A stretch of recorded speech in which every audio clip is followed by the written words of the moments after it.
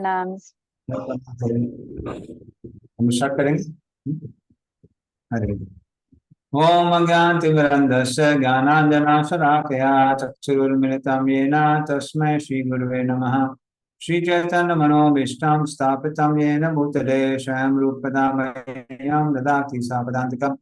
वन्देऽहं श्रीगुरोः श्रीयुतापद्कमलं श्रीगुरुं श्रीरूपं सागरजातं सगना रघुनाथामृतं तं सजीवं साद्वैतं सावधूतं परिजनासहितं कृष्ण चैतन्यदेवं श्री राधा कृष्ण पादां सगना ललिता श्री शाखावतां स नमो विष्णुपादाय कृष्ण प्रेष्ठाय भूतले श्रीमते भक्ति वेदांता स्वामी नामिने नमस्ते सारस्वते देवे गौरवाणी प्रचारिणे निर्विशेष शून्यवादी कारणे वाञ्छाकल्पतरुवैश्चा कृपासंस्कृतिर्च पावने नमो नमः।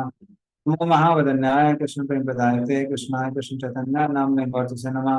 हे कृष्णा करुणा सिंधु दीनबंधु जगत्पते गोपसा गोपिकांत राधा कांत नमस्ते तप्त कांचन गौरांगी श्री राधे वृंदावनेश्वरी विश्वामसुते देवी प्रणमामि हरिप्रिये नीलाचल निवासाय नित्य परमात्मने बलभद्र सुभद्राभ्यां जगन्नाथाय ते नमः। जय श्री कृष्ण चैतन्य प्रभु नित्यानंद श्री अद्वैत राधा शिवासादि गौर भक्त हरे कृष्णा कृष्ण कृष्ण हरे हरे हरे राम राम राम हरे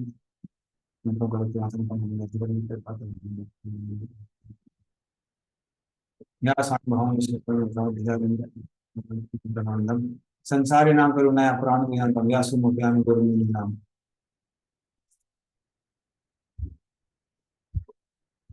हरे कृष्ण।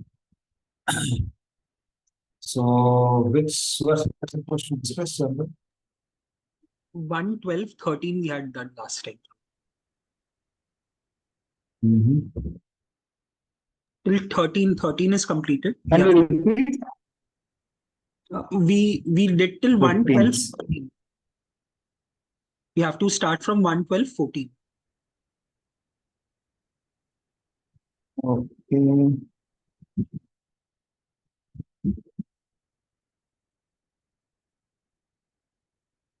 So 1.12.14.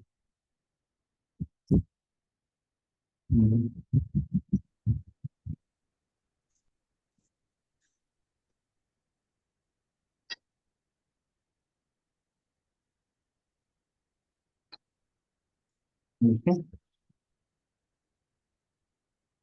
हिरण्यं कामहीं ग्रामान् हस्ति अश्वान्नृपतिर्वरान् प्रादात्स्वि अन्नं च विप्रेभ्यः प्रजातीर्थे च तीर्थवित्।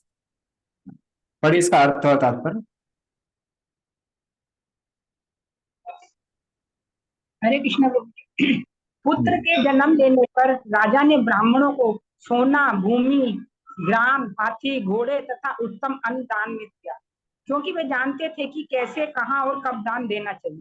तात्पर्य: केवल ब्राह्मणों तथा सन्यासियों को गृहस्थियों से दान ग्रहण करने का अधिकार प्राप्त है। समस्त संस्कारों के विभिन्न अवसरों पर, विशेष रूप से जन्म, विवाह तथा मृत्यु के संस्कारों के समय ब्राह्मणों को धन वितरित किया जाता है, क्योंकि ब्राह्मण ही मानव जाति की प्राथमिक आवश्यकता के लिए सर्वश्रेष्ठ सेवा प्रदान करते हैं। इन अवसरों पर स्वर्ण, भूमि, ग्राम, घोड़े, हाथी तथा अन्न के साथ समस्त भोज्य सामग्री के रूप में प्रचुर दान दिया जाता था। अतः ब्राह्मण वास्तव में निर्धन नहीं होते थे, उल्टे उनके पास प्रचुर सोना, भूमि, ग्राम, घोड़े, हाथी तथा पर्याप्त अन्न रहता था, जिससे उन्हें कुछ और कमाने की आवश्यकता नहीं पड़ती। उसके बदले में वे संपूर्ण समाज के कल्याण हेतु अपने को समर्पित कर देते थे। तीर्थ शब्द महत्वपूर्ण है, क्योंकि राजा को पता था कि कहाँ और कब दान दिया जाए। दान कभी व्यर्थ नहीं जाता, न वह निरुद्देश्य होता है।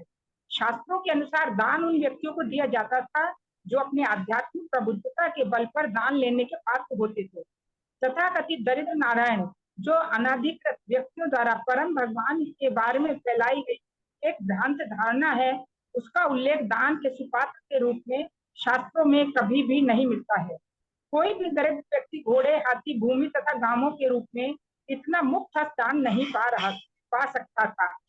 निष्कर्ष यह निकला कि बुद्धिमान व्यक्तियों या भगवान की सेवा में लगे हुए ब्राह्मणों का इस तरह पालन होता था कि उन्हें शरीर की आवश्यकताओं की चिंता नहीं रहती थी, तथा राजा एवं अन्य गृहस्थ खुशी खुशी उनके सुख का ध्यान रखते थे। शास्त्रों का आदेश है कि जब तक शिशु नाल द्वारा माता से जुड़ा रहता है तब तक शिशु तथा माता के शरीर का एक भाग माना जाता है, किंतु जो ही नाल काट दी जाती है और शिशु माता से विलग हो जाता है, त्यों ही जात कर्म संस्कार संपन्न किया जाता है। नवजात शिशु को देखने के लिए प्रशासी देवता, लोकपाल एवं परिवार के पूर्व पुरखे आते हैं और समाज के आध्यात्मिक विकास के लिए उचित व्यक्तियों को धन वितरित करने के लिए इस अवसर को समुचित माना जाता है। हरे कृष्ण। हरे कृष्ण। तो हम देखते हैं परीक्षित महाराज के जन्म के समय ये सब दान दिया जाता है। अब ये प्रश्न उठता है कि दान किस समय देना चाहिए और किसको देना चाहिए। तो यहाँ क्या लिखा हुआ है? यहाँ लिखा हुआ है कि दान किया जाता है ब्राह्मणों को, वैष्णवों। कारण क्या है कि जो ब्राह्मण है वो वैष्णव है, वो समय डिवोट करते हैं, यहाँ पे देते हैं। किसके लिए देते हैं? आध्यात्मिक प्रगति। मात्र अपनी आध्यात्मिक प्रगति के लिए नहीं देते हैं, अन्य लोगों की आध्यात्मिक प्रगति के लिए भी देते हैं। तो अगर गवर्नमेंट या फिर जो लोग हैं उनको सपोर्ट करेंगे तो फिर वो लोगों के आध्यात्मिक कल्याण के लिए कार्य कर जाएंगे। अगर उनको सपोर्ट नहीं मिलेगा तो फिर उनको भी धनोपार्जन के लिए कुछ और चीज ढूंढनी पड़ेगी। तो आ, हमारे भक्त है कलकत्ता में, चारू गोवंतु। तो उन्होंने सोचा था कि जब उन्होंने आश्रम चेंज किया तो उन्होंने सोचा था कि हम सिर्फ यज्ञ वगैरह करके अपना भरण पोषण करेंगे। तो फिर वो अपना एक्सपीरियंस बता रहे थे। कहते वो बंगाल में कहीं पर गए विवाह करने के लिए, सुपदारी बन के। पूरा विवाह संपन्न कराया। उसके बाद वो व्यक्ति ने क्या किया? व्यक्ति ने उनको सिर्फ 2100 रुपए दान किए। वो बोले हमारे आने जाने का खर्चा उतना हो गया था। जबकि वो व्यक्ति ने इतना धनी था कि जब उसने शादी में वो किया था, सब पार्टी वगैरह की थी, हर प्लेट की कॉस्ट 3000 रुपए थी। Each plate was cost 700 rupees. तो फिर चारू गोविंद को वो देख के समझ में आया, एक्चुअली उनका लॉस भी हो गया था क्योंकि सामग्री लाके सब लॉस हो गया। तब उनको समझ में आया कि ये काम नहीं कर सकता, हमको साथ में कुछ और करना पड़ेगा। तो इसलिए अगर मान लीजिए जो ब्राह्मण है उनको अगर ठीक से दान मिलता है तो वो समाज के लिए कल्याणकारी कार्य फ्री में करते हैं। पहले जमाने में 3 चीजें गृहस्थों के लिए फ्री थी जो आजकल बहुत सबसे ज्यादा कॉस्टली है। 3 चीजें कौन कौन सी थी? एक था आपका जजमेंट, जो जुडिशरी का काम था वो फ्री था। आजकल जुडिशरी में लोगों के पूरे खानदान का पूरा पैसा उड़ जाता है। बड़ा जमीन के लिए वो चल रहा है, मुकदमा चल रहा है। जितने की जमीन नहीं उतना ज्यादा एडवोकेट की जेब में चला जाता है। तो जुडिशरी फ्री थी। दूसरी जो चीज फ्री थी वो थी एजुकेशन। एजुकेशन भी बहुत कॉस्टली है अभी। जहां मैं पढ़ाता हूं वहां पर 2 साल का खर्चा लगभग 3.5 लाख आता है, 3.5 lakhs। तो इतना पैसा खर्चा होता है किसमें? एजुकेशन में। ये भी इंजीनियरिंग कॉलेज नहीं, सिर्फ 11th-12th। तो एजुकेशन बहुत कॉस्टली है। तो तीसरी चीज जो फ्री थी वो थी मेडिकल। तो मेडिकल इंश्योरेंस नहीं कराया, कुछ नहीं कराया तो एक बार में जेब खाली हो जाती है। तो ये तीनों चीजें फ्री थी। इसमें से 2 चीजें थी, कौन सी? एजुकेशन और मेडिसिन। ये दोनों के दोनों कौन दे देते? ये काम था ब्राह्मणों का। ब्राह्मण लोग घर घर में जाते थे, खासकर जो लोग वैद्य वगैरह थे, लोगों की नाड़ी से परीक्षण करते थे, औषधियां वगैरह बहुत सस्ते में देते थे। बेसिकली पैसा लेते नहीं थे लोग, फिर उनको बदले में वो डोनेशन देते।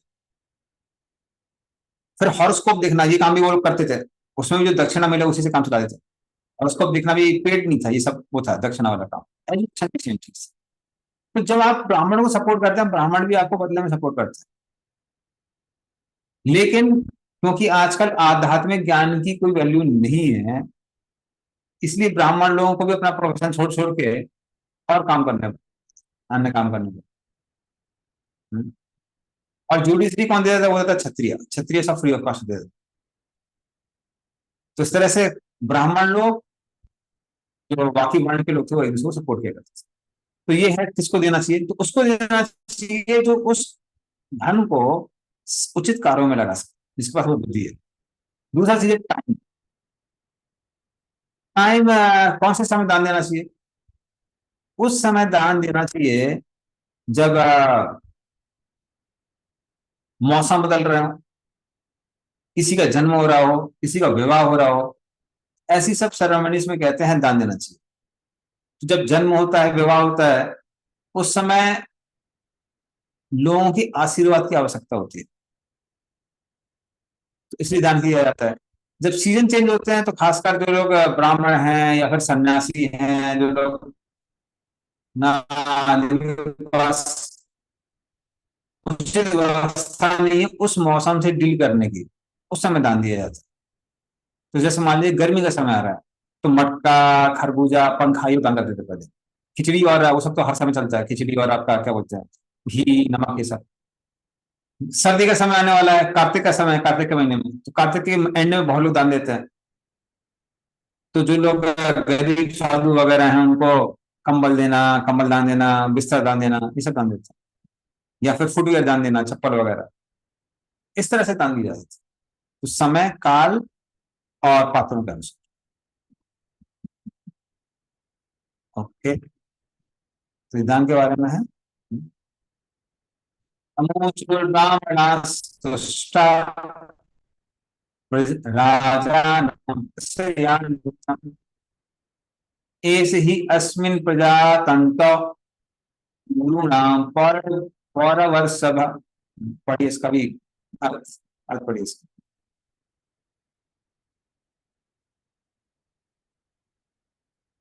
कृष्णा, हाँ, राजा के दान से अत्यधिक संतुष्ट विद्वान ब्राह्मणों ने राजा को पूर्वों में प्रधान कहकर संबोधित किया और बताया कि उसका पुत्र निश्चय ही पूर्वों की परंपरा में है। हरे कृष्णा। हरे कृष्ण। तो इस तरह से ब्राह्मण लोग संतुष्ट थे। तो पहले क्या था, पहले जब दान दिया जाता, यजमान कोशिश करता था कि जिसको दान दिया जाए वो पूर्ण रूप से संतुष्ट हो। इसलिए जब वामन देव बलि महाराज के सामने आते हैं, यज्ञ जहां पर यज्ञ हो रहा था, और वामन देव कहते हैं हमको सिर्फ 3 पग भूमि चाहिए, तो बलि महाराज कहते हैं ये क्या है, 3 पग भूमि? आप हमसे इतना दान ले लीजिए कि बाद में किसी और के सामने हाथ ना फैलाना पड़े। आपकी हाइट वैसे भी कम है, लगता है आपकी बुद्धि भी कम है, इसलिए सिर्फ 3 पग भूमि मांग रहे हैं। या अगर आप 3 पग भूमि चाहिए, हम किसी राक्षस को बुला लेते हैं, राक्षस के बड़े बड़े पैर होंगे, वो आपको इतनी भूमि दे देगा। अरे भाई, हम आपको 3 द्वीप भी दे सकते हैं और आपसे 3 पग भूमि मांग रहे हैं। इस तरह से जो यजमान होता है वो क्या कोशिश करता है,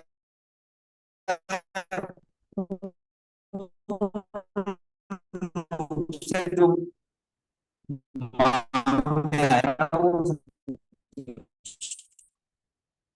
और जो मांगने वाला था वो भी ब्राह्मण लोग संतुष्ट होकर अधिक आत्मा के साथ देता। तो जो संत सारे तीनों लोग भी मिल जाए तो संतुष्ट नहीं होने वाला है। तो ब्राह्मणों को जो भी मिलता था वो संतुष्ट रहते और यजमान संतुष्ट करने की कोशिश करता था।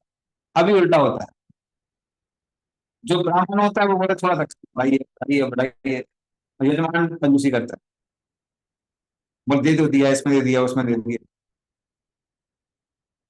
और यहाँ पर इसके में ब्राह्मण लोग सारे संतुष्ट।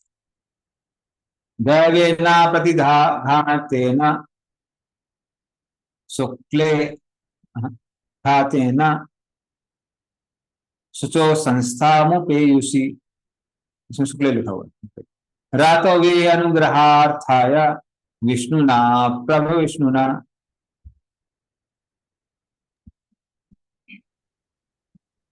पढ़िए इसका अर्थ।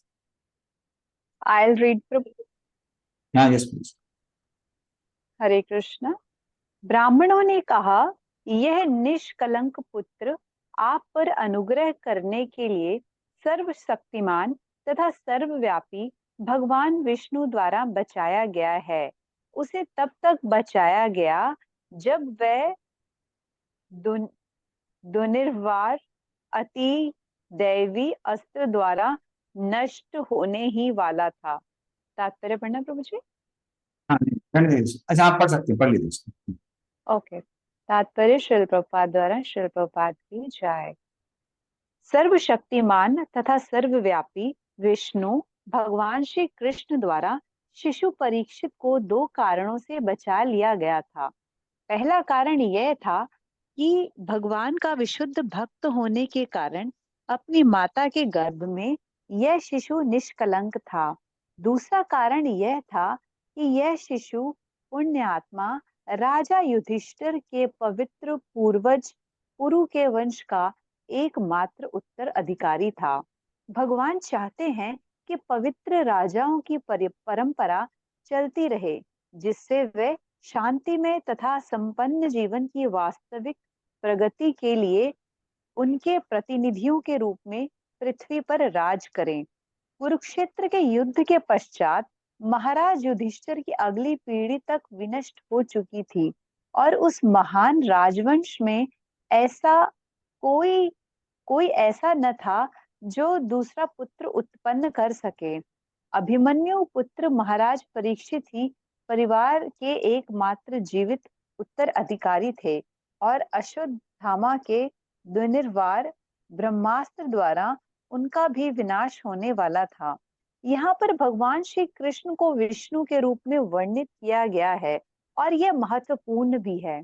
यदि भगवान श्री कृष्ण अपने विष्णु रूप में रक्षा तथा संहार का कार्य करते हैं और विष्णु उनके पूर्णांश हैं, भगवान कृष्ण के सारे सर्वव्यापी कार्यकलाप उनके विष्णु रूप द्वारा ही संपन्न किए जाते हैं।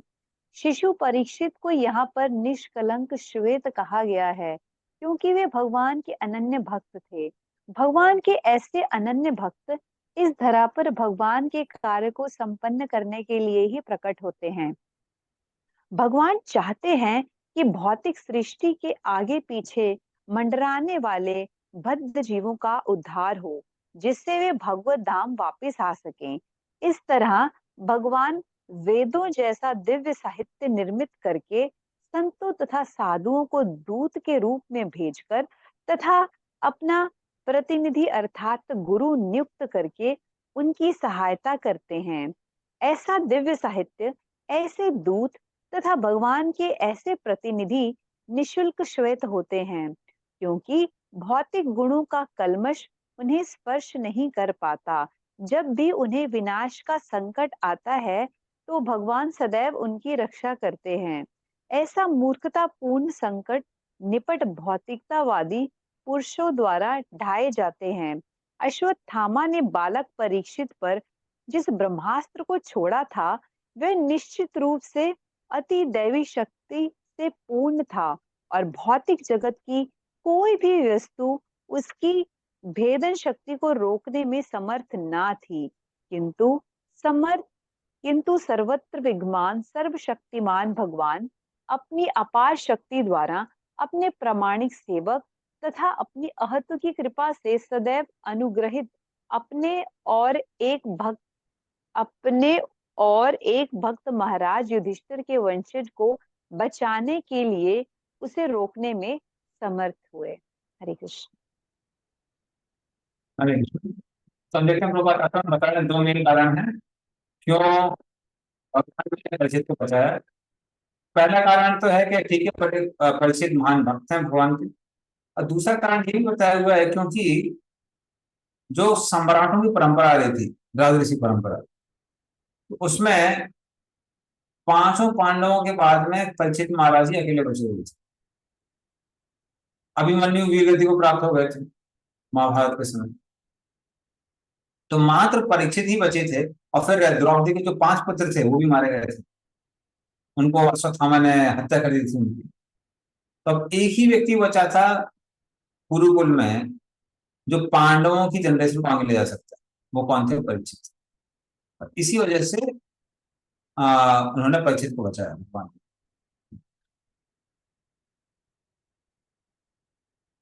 तस्मान्नाम्ना विष्णुरात इति लोके भविष्यति न संदेहो महाभागवतो महान। पढ़िए इसका।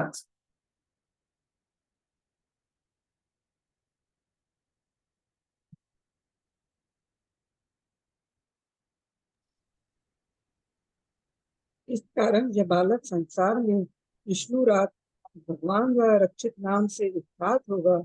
ये महाभाग्यशाली, इसमें कोई संदेह नहीं। ये बालक महाभागवत उत्तम कोटि का भक्त होगा और समस्त गुणों से संपन्न होगा। हरे कृष्ण। तो कई बार लोग अपने खुद की वैल्यू को, चीजों को इतना वैल्यू नहीं देते हैं, इसलिए ब्राह्मण लोग युधिष्ठिर महाराज को कह रहे हैं। आपको लगता होगा कि आपका व्यक्ति है, पर ये साधारण व्यक्ति नहीं है, ये भगवान का, और ये भगवान विष्णु ने इसकी रक्षा की है। साक्षात भगवान विष्णु ने, विष्णु रात भगवान विष्णु ने इसकी रक्षा की है। तो ये व्यक्ति साधारण व्यक्ति नहीं है। So he is not ordinary person. अच्छा, एक पॉइंट और जो प्रभुपाद ने 16 नंबर में तात्पर्य में दिया था, बहुत इंपॉर्टेंट है, कि जब हम लोग बोलते हैं भगवान की कृपा, भगवान की कृपा क्या है? भगवान की कृपा है कि भगवान सारी फैसिलिटीज देते हैं हमको भगवत धाम वापस जाने के लिए।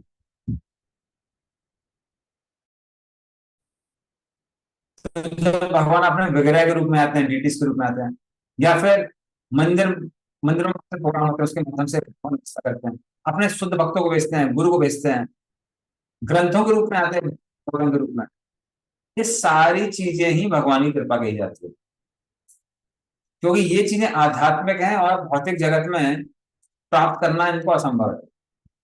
तो जब भगवान आते हैं तो इन रूपों में, ग्रंथ के रूप में, गीता भागवतम, विग्रह के रूप में, भक्तों के माध्यम से, ये सब की सब भगवान की कृपा कहलाती है। पहले लोग बोलते ना कृपा करिए कृपा करिए, अरे कृपा कर दिए भगवान ने, ऑलरेडी कृपा करिए। चलिए तो आगे सोचते हैं। और प्रभुपाद बताते हैं कि कौन से महाभाग हैं। ये भगवान के महाभक्त हैं, महान भक्त हैं, जो कि कौन है? उत्तम अधिकारी है, साधारण व्यक्ति नहीं है परीक्षित महाराज। कनिष्ठ, मध्यम, उत्तम, उसमें ये कौन है? उत्तम भक्त। इसका डिफरेंस ऑलरेडी हम लोग भक्ति शास्त्र में पढ़ चुके हैं। श्री राजवाच अप्येष वंशान् राजर्षीन् पुण्य श्लोकान् महात्मनः अनुवर्तिता सिद्ध्यस्स साधुवादेन सत्तमा। पढ़िए इसका। उत्तम राजा युधिष्ठिर ने पूछा, हे महात्माओं, क्या यह बालक इस महान राजवंश में प्रकट हुए अन्य राजाओं की ही तरह राजऋषि, पवित्र नाम वाला, उतना ही विख्यात तथा अपनी उपलब्धियों से महामंडित होगा? हाँ तात्पर्य पढ़ना प्रभु। हाँ, नहीं इसका नहीं। तो युधिष्ठिर महाराज, तो यहाँ थोड़ा संदेह होता है। कहते हैं कि वाकई में जो ये बालक है वो इतना गुणवान है। तो फिर वो क्या कहने लगे युधिष्ठिर महाराज कि जो राजऋषि परंपरा चल रही है, क्या ये एक राजऋषि कहलाने के लायक होगा ना? तो जैसा आपने उसका नाम बताया विष्णुराज, तो नाम तो ठीक है, समझ में आ गया, लेकिन जो ये कार्य करने जा रहा है, जो इसका ख्याति है, ये सब के सब क्या राज ऋषि के लायक होंगे कि नहीं? क्योंकि हमारा जो खानदान है, अनुवर्तिता, तो हमारे खानदान में जो सारी चीज चली आ रही हैं, बड़े बड़े कार्य करना, भगवान की भक्ति करना, बहुत नाम हो रहा है लोगों का, तो क्या इसके अंदर वो सारे गुण हैं कि नहीं है? क्या वो उनका अनुवर्णन कर रहा है कि नहीं कर रहा, उनको फॉलो कर रहा है कि नहीं? उसका उत्तर फिर से ब्राह्मण लोग।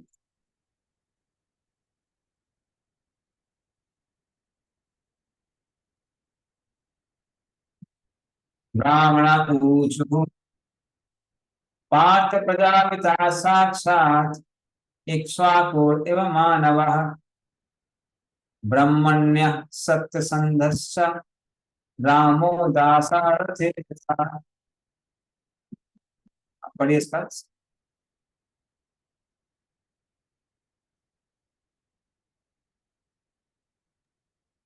हरे कृष्ण। विद्वान ब्राह्मणों ने कहा, हे पिता पुत्र, यह बालक मनुपुत्र राजा इक्ष्वाकु की तरह समस्त जीवों का पालन करने वाला होगा। और जहाँ तक ब्राह्मणी सिद्धांतों के पालन की बात है, विशेष रूप से अपने वचन का पालन करने में यह महाराज दशरथ के पुत्र भगवान राम जैसा दृढ़ प्रतिज्ञ होगा। हरे कृष्ण।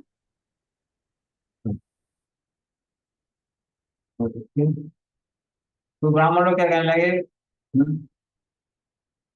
आपने पूछा था कि पूर्व में जो राजा हुए हैं उनकी तरह इसके अंदर गुण होंगे कि नहीं होंगे। हाँ, तो फिर वो कहने लगे कि हमने जो ऑब्जर्व कर रहे हैं कुंडली के अनुसार क्या होगा, ये प्रजा की वैसी रक्षा की करेगा जैसे महाराज इक्ष्वाकु जो सूर्यवंश के की शुरुआत करते हैं, वो उन्होंने जैसे प्रजा की रक्षा की ये वैसी करेगा। तो ये गुण किसके जैसा होगा, महाराज इक्ष्वाकु जैसा।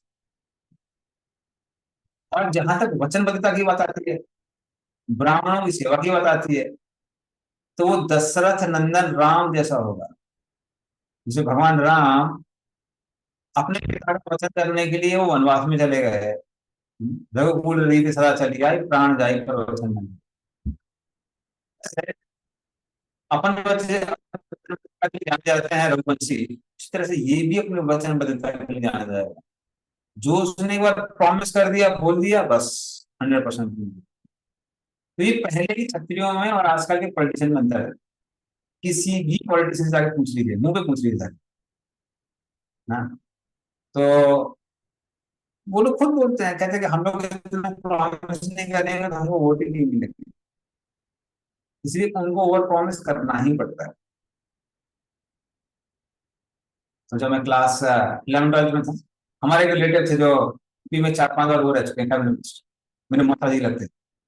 तो उनके साथ में बहुत सारे लोग थे, तो आपस में बात कर रहे थे, कहते कि लोग बोलते हैं कि नेताजी ये पूरा करता नहीं है, वो पूरा करता नहीं है। कह रहे भाई इतना प्रॉमिस नहीं करेंगे तो नेताजी अगर नेता बनना है तो ऐसा चीजें प्रॉमिस करना पूरा लेकिन पहले के क्षत्रिय थे वो एक बार जब बोल दिया मतलब 100% पूरा होगा, वचन से करते नहीं थे। तो रूपाल उनके बारे में लिखते हैं डिटेल, पूरा डिटेल लिखते हैं, कथा लिखते हैं, फिर बाकी राजाओं के वर्णन आता है। एष दाता शरण्यश्च यथा हि औसिनीरः शिबिः यशो वितनिता स्वानां दौशयन्तिरिव यज्वनाम्।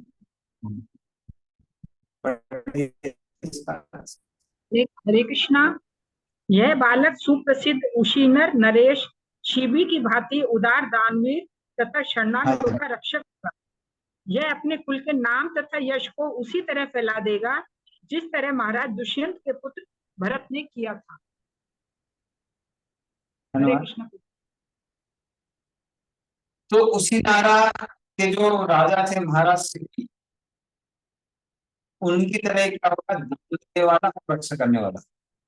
जैसे हम लोग को पता है कि शिवी महाराज ने एक कबूतर की रक्षा की थी, किससे की थी, एक गिद्ध से की थी। एक गिद्ध जब एक कबूतर को खाने जा रहा था तो कबूतर आया और उसने आश्रय लिया शिवी महाराज का, और शिवी महाराज कहने लगे कि उस गिद्ध को कि तुम ये नहीं खा सकते हो, उस कबूतर को नहीं खा सकते। तो गिद्ध कहने लगा अरे मेरा क्या, मैं भी तो आपकी प्रजा हूं ना, सिर्फ वो प्रजा थोड़ी ना है, तो मेरी रक्षा कौन करेगा, मेरी रक्षा कौन करेगा। महाराज कहते हैं जो मांस है वो उस कबूतर के बराबर देने लगते हैं। एक तुला में वो रखा हुआ था कबूतर, दूसरे में श्री महाराज का मांस। श्री महाराज अपना मांस काट काट के डाल देते उसमें।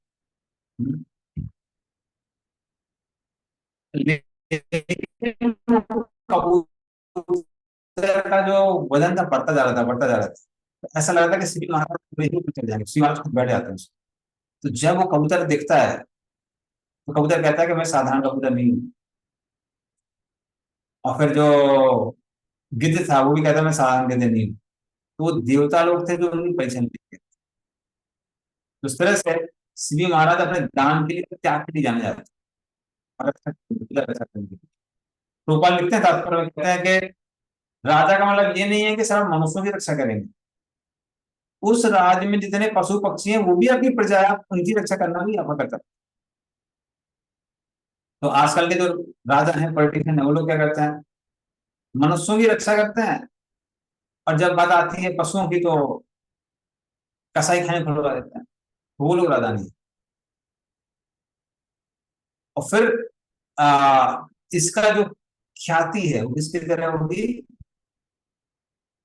दुष्यंत पुत्र भरत महाराज। तो दुष्यंत और शकुंतला के पुत्र हैं भरत महाराज, वो कोई साधारण व्यक्ति नहीं है, वो भगवान की सत्ता का अवतार है। और जिस तरह से उन्होंने राज्य किए, जिस तरह से प्रजा की रक्षा की, तो उनकी ख्याति सब जगह फैली हुई। तो इसीलिए इस बच्चे की ख्याति भी उनकी जैसी। इस तरह से तुलना किसी दी गई शिवी से और दुष्यंत से।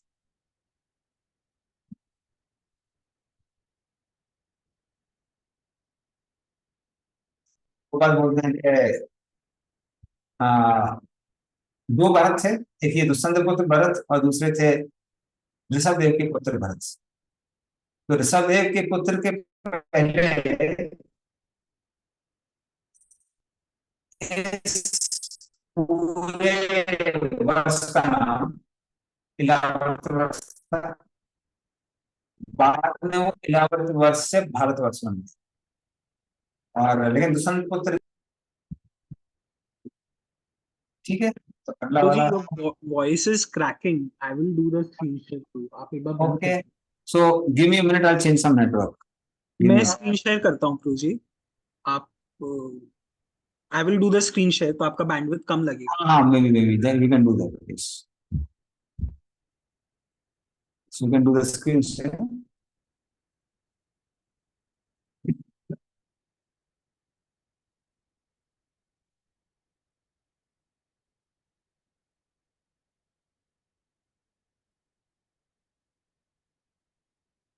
You can start screen share, till then I'll read the verse. धन्विनाम अग्रनीत एषा तुल्यश्चार्जुनयोर्भयो हुताश इव दुर्धर्षः समुद्र इव दुस्तरः। पढ़िए इसका अर्थ 21 नंबर।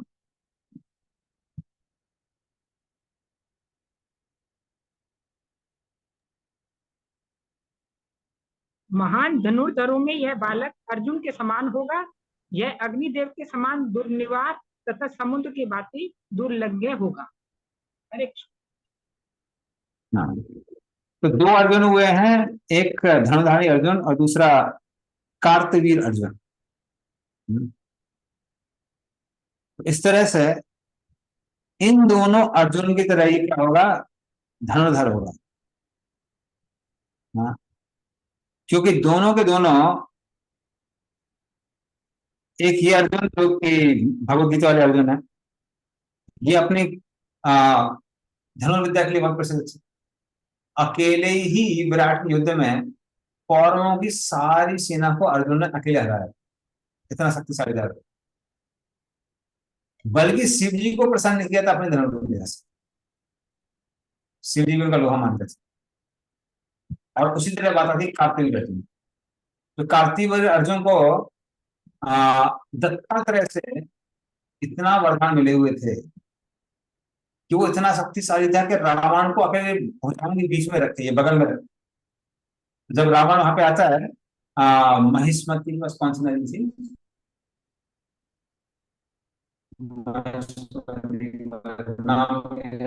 नदी आदमी है, तो नदी के पास में रावण अपनी रानी के साथ विहार कर रहा था।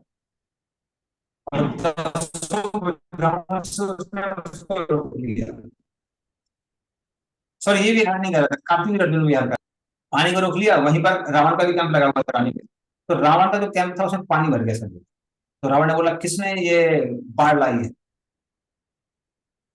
तो वो आता है यहाँ पर कार्तिक अर्जुन के पास। कार्तिक अर्जुन को चुनौती देता है कि हाँ आप हमसे युद्ध करेंगे। कार्तिक अर्जुन ने बोला चिंता करने की जरूरत नहीं है। कार्तिक अर्जुन ने अपने बीच में उसको बंद कर लिया, पर बंदर की तरह उसको अपने टेंट में बांध दिया रावण। फिर जब रावण छटपटाने लगा, क्षमा याचना करने लगा, कार्तिक अर्जुन ने उसको ऐसे छोड़ दिया। तो अंत में परशुराम उसका वध करते हैं कार्तिक अर्जुन का, क्योंकि शक्ति ज्यादा होने की वजह से व्यक्ति भक्ति भूल जाता है। तो हालांकि उसने सेवा की थी, दत्तात्रेय की, पर शक्ति होने की वजह से वो भक्त लोगों को का तिरस्कार करने लगा था। जमदग्नि जो है उनकी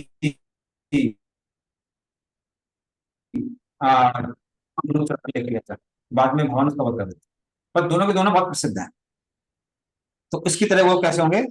पक्षी हमारा धनुधर होंगे। और अग्नि की तरह वो, जैसे अग्नि को हम लोग सहन नहीं कर पाते हैं, उसी तरह से अगर वो युद्ध करने आएगा तो उनको सहन नहीं कर पाएगा। और जिस तरह से एक समुद्र, उसको लांघना असंभव है, हनुमान जी ही लांघ पाया, हर कोई लांघ नहीं पाया। उसी तरह से अगर उन्होंने कुछ आदेश दे दिया है तो मना करने की क्षमता किसी के पास नहीं। ये सारे परीक्षित महाराज के गुण। ओके,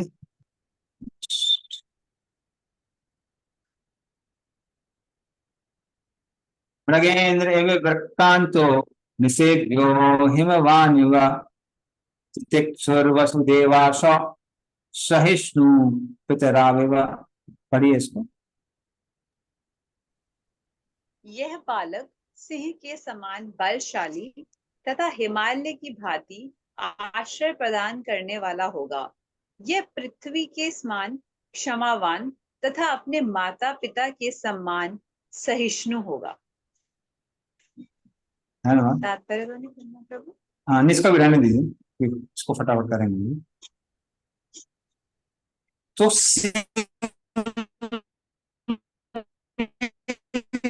सामान्य कैसा होगा? वीर। तो शेर कभी पीछे नहीं हटता है, हर किसी लड़ जाता है। बहुत सारे पशु हैं जो शेर से ज्यादा शक्तिशाली हैं, जैसे हाथी हो गया, भालू हो गया। फिर भी शेर को क्यों जंगल का राजा कहा जाता है? क्योंकि शेर किसी डरता नहीं है। तो उसी तरह से क्षत्रिय को भी वैसे होना चाहिए। हाँ, युद्ध हो रहा है तो सबसे आगे जाएगा। तो इस तरह से वो भी डरने वाला नहीं है। कौन कौन डरने वाला नहीं होगा? ये बालक तो सिंह के समान। फिर जिस तरह से हिमालय पर्वत क्या करता है? आश्रय देने वाला है हिमालय पर्वत से। तो इतने सारे पेड़ पौधे, वनस्पतियां, धातुएं, अलग अलग जीव जंतु, मनुष्य, सबके सब हिमालय का आश्रय लेते हैं। इसी तरह से ये भी आश्रय लेने लायक होगा। और कैसा सहनशील होगा? एक पृथ्वी के समान। तो पृथ्वी में लोग ऑयल ड्रिलिंग करते हैं, माइनिंग करते हैं, फिर भी पृथ्वी के सहन करते हुए सबका भरण पोषण करती है। तो उस तरह होगा। और सहिष्णुता में और पेशेंस में, इसमें वैसे एक शब्द लिखा नहीं, वो पेशेंस है, अर्थात धैर्य। उन दोनों में वो कैसा होगा? माता पिता की तरह। तो माता पिता में एक एक्स्ट्रा फीचर होता है, वो क्या होता है? धैर्य बहुत होता है। माता बच्चे को 9 वर्ष 9 महीने तक उसमें रखती है, घर में रखती है। फिर घर में सबसे ज्यादा एक्टिव लेकिन अनप्रोडक्टिव कौन होते हैं? बच्चे होते हैं। एक्टिव बहुत होते हैं, यहाँ भागेंगे वहां भागेंगे, शादी शादी वगैरह होती है तो बच्चे सबसे ज्यादा भागते हैं, यहाँ लगता है बहुत मेहनत कर रहे हैं। और प्रोडक्टिविटी कितनी होती है? 0। कोई प्रोडक्टिविटी नहीं होती। फिर भी माता पिता क्या करते हैं? बच्चों के लिए इतना त्याग करते हैं और इतना धैर्य रखते हैं। तो बहुत धैर्य रखना पड़ता है और बच्चों को ग्रो करना पड़ता है। उस तरह से ये क्या करेगा? ये भी होगा। तो खासकर कोई भी लीडर हो, उसको पेशेंस बहुत सीखना पड़ता है। क्योंकि लोगों को चेंज होने में टाइम लगता है। जो सिंसियर नहीं होते तो चेंज होती नहीं है, तो भूल जाइए, तो बहुत पेशेंस चाहिए। इवन जो सिंसियर होते हैं उनको चेंज होने में टाइम लगता है, क्योंकि वृत्तियां जो खासकर हैं वो आराम से चेंज नहीं होती। जैसे भक्त लोगों को भी हमने देखा है जो इस्कॉन में आते हैं, 4 नियम पालन करने की बात आती है तो वो मुश्किल नहीं है, लेकिन कुछ कैरेक्टरिस्टिक्स होते हैं। जैसे मान लीजिए किसी के अंदर फॉल्ट फाइंडिंग की वो टेंडेंसी होती है, ये गलत है वो गलत है, वो टेंडेंसी होती है बैकग्राउंड के कारण। या अगर किसी को गुस्सा हो सकता है, लोग भगवा ज्यादा करते हैं, पूरे दिमाग खा जाते हैं। तो इवन जो लोग ट्रेनिंग कर रहे हैं उनको ट्रेन करने की कोशिश करते हैं, उनको बहुत ध्यान चाहिए, क्योंकि अगर वो व्यक्ति प्रयास भी कर रहा है तो चेंज होने में कई बार 8-10 साल में चले जाते हैं, इतना आसान नहीं होता। सिमिलरली लोग कई बार अप डाउन जब करते हैं जीवन में, अप डाउन आते हैं। मुझे अपने साथ कुछ वक्त मालूम है, पहले बहुत सिंसियर थे, जैसी जॉब लगी कहाँ गायब हो गए पता नहीं है, फिर 1.5 साल बाद चेहरा दिखाई दिया, प्रभु हमारा तो पतन हो गया है, ये हो गया वो हो गया, ठीक है कोई बात नहीं, आप चालू करिए। फिर जोश आ गया। कुछ वक्त ऐसे हैं कि उनको हर 3 दिन में जोश आता है, 3 दिन में खत्म हो जाता है, 3 दिन बाद 16 माला करे, 3 दिन जीरो। तो सबको लेके रखना, मेंटेन करके रखना इसकी बहुत कोशिश। तो परिचित महाराज के अंदर वो लीडर जैसा भी बड़ा होगा। Next verse. पितामह समासाम्ये प्रसादे गिरीशोपमः आश्रया सर्वभूतानां यथा देवो रमाश्रयः। पढ़िए इसका। हरे कृष्णा।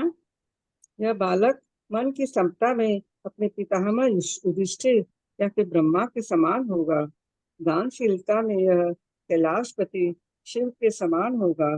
यह देवी लक्ष्मी के भी आश्रय भगवान नारायण के समान सबों को आश्रय देने वाला होगा। हरे कृष्णा। तो इस तरह से जहां तक संभाव की बात होगी वो किसके जैसा होगा? युधिष्ठिर महाराज के जैसा होगा, क्योंकि युधिष्ठिर महाराज ऐसे व्यक्ति थे। हाँ, कौरवों ने उनको वनवास में दे दिया, 12 वर्ष का वनवास, 1 वर्ष का अज्ञातवास। फिर भी जब वो अपने वनवास में थे तो दुर्योधन से रहा नहीं गया, तो दुर्योधन खुद भी हो रही थी। तो दुर्योधन क्या करता है? दुर्योधन पूरी अपनी जाजा बाजा और सारा जो राजकीय पोशाक के साथ, हाथियों के साथ में युधिष्ठिर महाराज को चढ़ाने के लिए वन में जा रहा था। कर्ण भी उसके साथ में था, सबके सब जा रहे थे। जब वो लोग ऐसे करते हुए जा रहे थे तो उस समय जो गंधर्व थे, चित्ररथ इत्यादि, वो दुर्योधन को देख लेते हैं, कहते हैं यही दुष्ट है जिसने पांडवों को वनवास दिया है। और चित्ररथ अर्जुन का बहुत बड़ा मित्र था। तो चित्ररथ क्या करता है? दुर्योधन यहाँ पर पानी के लिए जाता है, मना करता है, कहता है कि ये यक्षों का है, यहाँ पे आप पानी नहीं पी सकते। दुर्योधन बोलता है मैं दुर्योधन हूं, मैं किसी डरता नहीं हूं। जैसे ही वो पानी पीता है, ये सारे के सारे गंधर्व लोग उसको बंदी बना देते। फिर कर्ण बोलता है अरे मैं सूर्यपुत्र कर्ण हूं, तुम लोग मेरी शक्ति, तुम्हें मेरी शक्ति पता नहीं है, मैं देवताओं को भी हरा सकता हूँ, तुम लोग तो फिर यक्ष हो। तो कहना कोई बात नहीं, पहले हमको हरा के देते।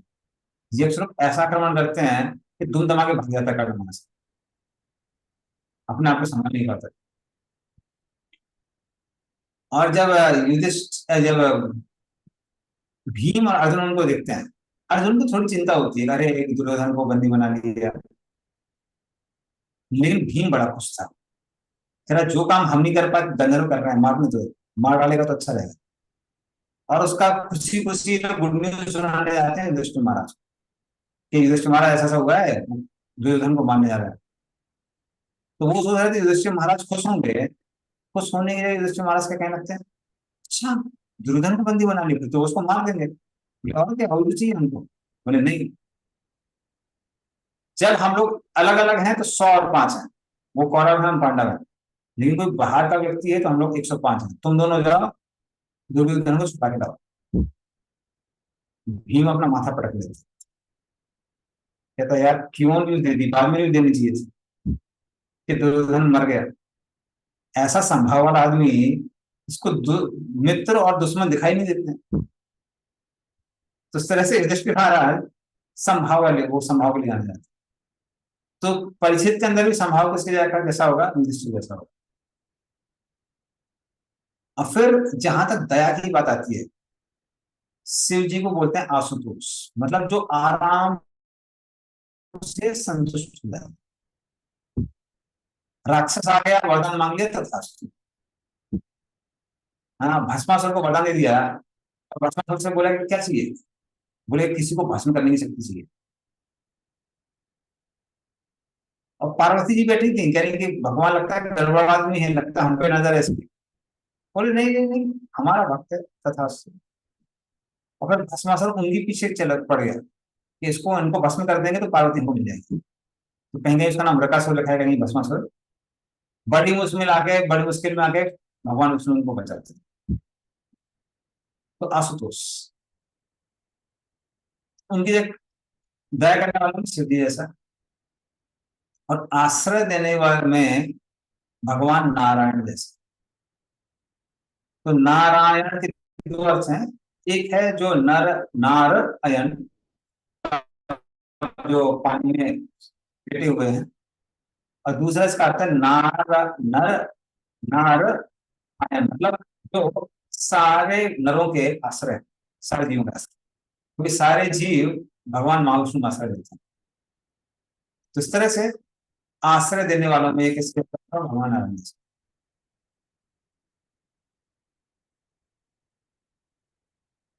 ठीक है, तो ये डिस्क्रिप्शन आता है। नेक्स्ट श्लोक, सर्व सद्गुण महात्मय एष कृष्णम अनुव्रतः भ्रांति देव वोदारा यातिर तो धार्मिक। पढ़े इसका। यह बालक भगवान श्री कृष्ण के चरण चिन्हों का पालन करते हुए उन्हीं के समान होगा। उदारता में यह राजा रंती देव के समान तथा धर्म में यह महाराज ययाति की भांति हो। हरे कृष्ण। धन्यवाद। तो यहाँ पे कृष्ण से तुलना क्यों की गई है? इसका मतलब ये नहीं कि कृष्ण जैसा ही है, कृष्ण के ना ही कोई समान हो सकता है, नहीं कृष्ण से बढ़ के हो सकता है। भगवान कृष्ण को असम ऊर्ध्व कहते हैं। असम मतलब जो उनके समान कोई नहीं है, मतलब है ही नहीं, इसलिए उनको कहते हैं असम ऊर्ध्व। लेकिन कृष्ण से तुलना इसलिए की गई है कि जिस तरह से कृष्ण 6.5 ऐश्वर्यों के स्वामी हैं, उसी तरह से इनके अंदर भी ऐश्वर्य होंगे। इस दुनिया में व्यक्ति के पास अगर एक ऐश्वर्य होता है तो दूसरा ऐश्वर्य नहीं होता है। अगर कोई धनवान होता है तो सुंदर नहीं होता है, सुंदर होता है धनवान नहीं होता है, सुंदर धनवान दोनों होता है तो कैरेक्टर खराब होता है। अगर तीनों चीजें हैं तो शक्ति विहीन होता है, बीमार पड़ा रहता है। हर किसी को सब कुछ नहीं मिलता। साधारणतः हमने देखा भी, जो लोग आईआईटी में जाते हैं, हमारे साथ जो फ्रेंड्स वगैरह थे आईआईटी, उसमें बहुत सारे बच्चे ऐसे थे जो पढ़ने में बहुत सुपर एक्सीलेंट थे, लेकिन जहां तक व्यवहार की बात आती है, 3rd क्लास। कोई उनके पास ही नहीं जाना चाहेगा, 1 नंबर के स्वार्थ। कुछ और लोग थे जो बहुत इंटेलिजेंट थे, वो देखने में कुरूप थे। कुछ लोग बहुत इंटेलिजेंट थे, वो भयंकर बीमार रहे थे। हमारे बैच के 2-3 लोग मर चुके थे, इतनी बीमार रहे थे। कितनी पढ़ाई की, हेल्थ खराब कर ली, हेल्थ का भी इम्प्रूव ही नहीं। उस तरह से दुनिया में हर किसी को सब कुछ नहीं मिलता है, लेकिन परीक्षित महाराज ऐसे नहीं होंगे। परीक्षित महाराज के अंदर सारे ऐश्वर्य होंगे। फिर उदारता में वो किसके जैसा है? रांति देव। वो रांति देव, उन्हीं कथा बाद में हम लोग पढ़ेंगे, जिन्होंने शूद्र भी नहीं, जिसको हम लोग बोलते हैं आउटकास्ट, हाँ, कुत्ते को खाने वाले का स्वपक्ष, एक स्वपक्ष, उसके स्व अर्थात मतलब कुत्ते, इन सबको मेंटेन करने के लिए जो रांतिदेव कई सालों से व्रत रख रहे थे, उनको कई सालों बाद भोजन मिला था, वो सारा भोजन उठा के वो किसको देते हैं, उनको देते। तो कई सालों से नहीं सर, 31 डेज, 33 डेज, वो सारा भोजन उठा के उनको देते। तो ऐसे उदार रांतिदेव जैसा ये होगा। और जहां धर्म की बात होती है, ये ययाति महाराज जैसा होगा। ययाति महाराज इतने धर्मज्ञ थे कि जहां उन्होंने धर्म का काम किया उसको आज कुरुक्षेत्र कहते हैं, धर्म क्षेत्र कुरुक्षेत्र। इसकी वजह से बोलते हैं ययाति महाराज। उसमें से एक मुख्य कारण है ययाति महाराज। ययाति महाराज ने यज्ञ किया तो पानी को दूध में, दूध को शहद में परिवर्तित कर दिया। तो ययाति महाराज तो धर्म में, धर्मज्ञों में किसके जैसा होगा, ययाति जैसा। ठीक है, नेक्स्ट।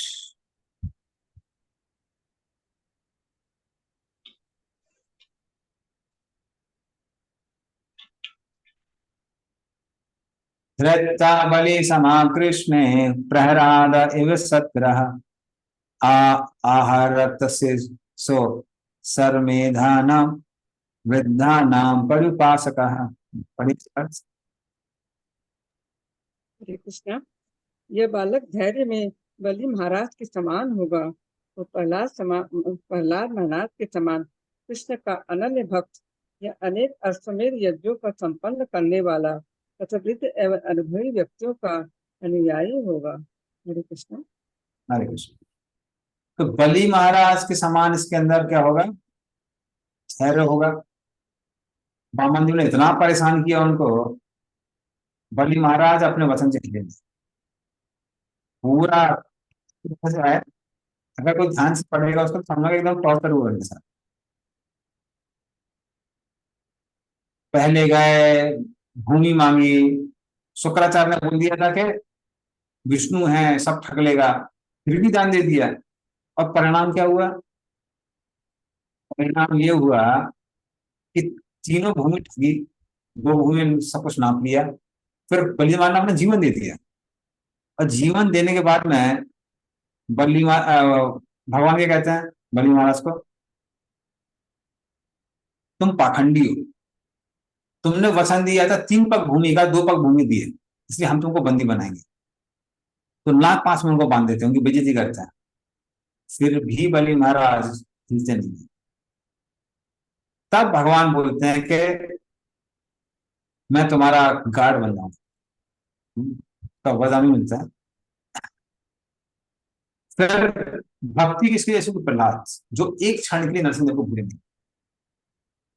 और अन्य राजा की तरह वो अश्वमेध यज्ञ करेंगे। और जो वृद्ध लोग हैं उनकी अनुयायी होंगे, मतलब एक्सपीरियंस से सीखेंगे। ऐसा नहीं हम महानंद जी सुनेंगे, नहीं, उनसे सीखेंगे। Okay, next.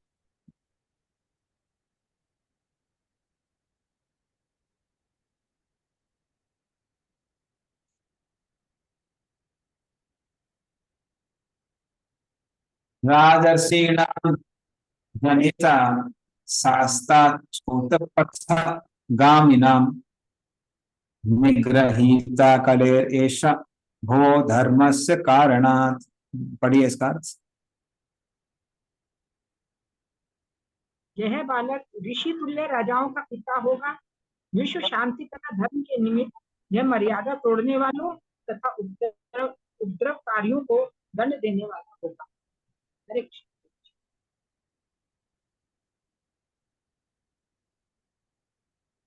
तो फिर वो क्या करेगा, राजर्षि नाम जनिता शास्ता चोत्पत गामी नाम।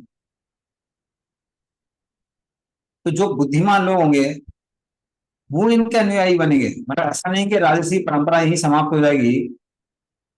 राजर्षि जी की जो परंपरा है उनको, उसको वो क्या करता रहेगा, बढ़ाता रहेगा। पर शास्त्राचा उत्पत्तिगामी नाम, जो लोग धर्म के विरोधी हैं, उपद्रवी हैं, उनको डिसिप्लिन करने वाला। तो राजा को स्ट्रिक्ट होना बहुत जरूरी है। ब्राह्मण जाना जाता है उदारता के लिए, राजा जाना जाता है सख्ती के लिए। क्योंकि जो लोग शास्त्रों को सुन के सुधरते नहीं है, उनको शस्त्रों के माध्यम से कंट्रोल करना पड़ता है। तो जो लोग उपद्रवी हैं, धर्म के विरोधी हैं, जब तक उनको स्ट्रिक्ट करके पनिशमेंट नहीं दिया जाता है, तब तक वो लोग सुधरते नहीं। और जब कोई जो उपद्रवी है उसको मान लीजिए अच्छा दिया जाता है, तो बाकी लोग डर के मारे वो गलत काम करते ही नहीं।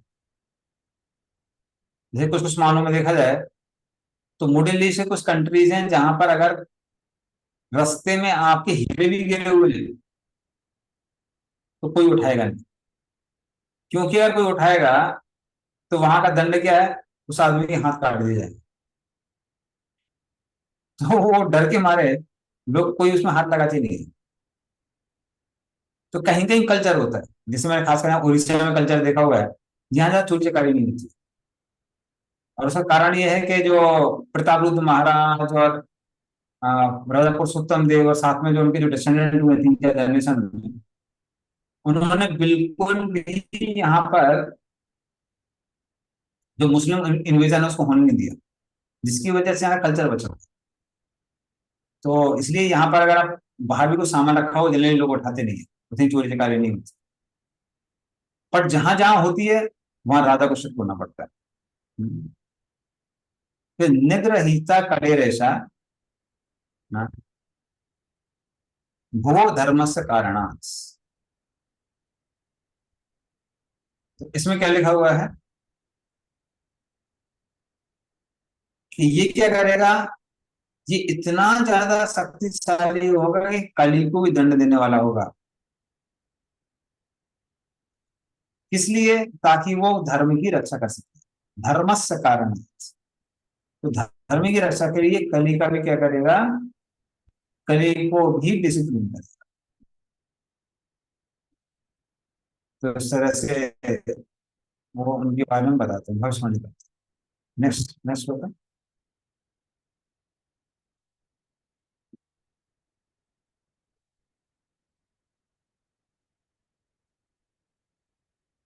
तक्षकादात्मनो मृत्युम द्विजपुत्रोपसर्जितात् प्रपत्स्यत उपसृत्य मुक्त संगापदम हरे। पढ़िए इसका। हाँ पढ़े, आज पढ़िए।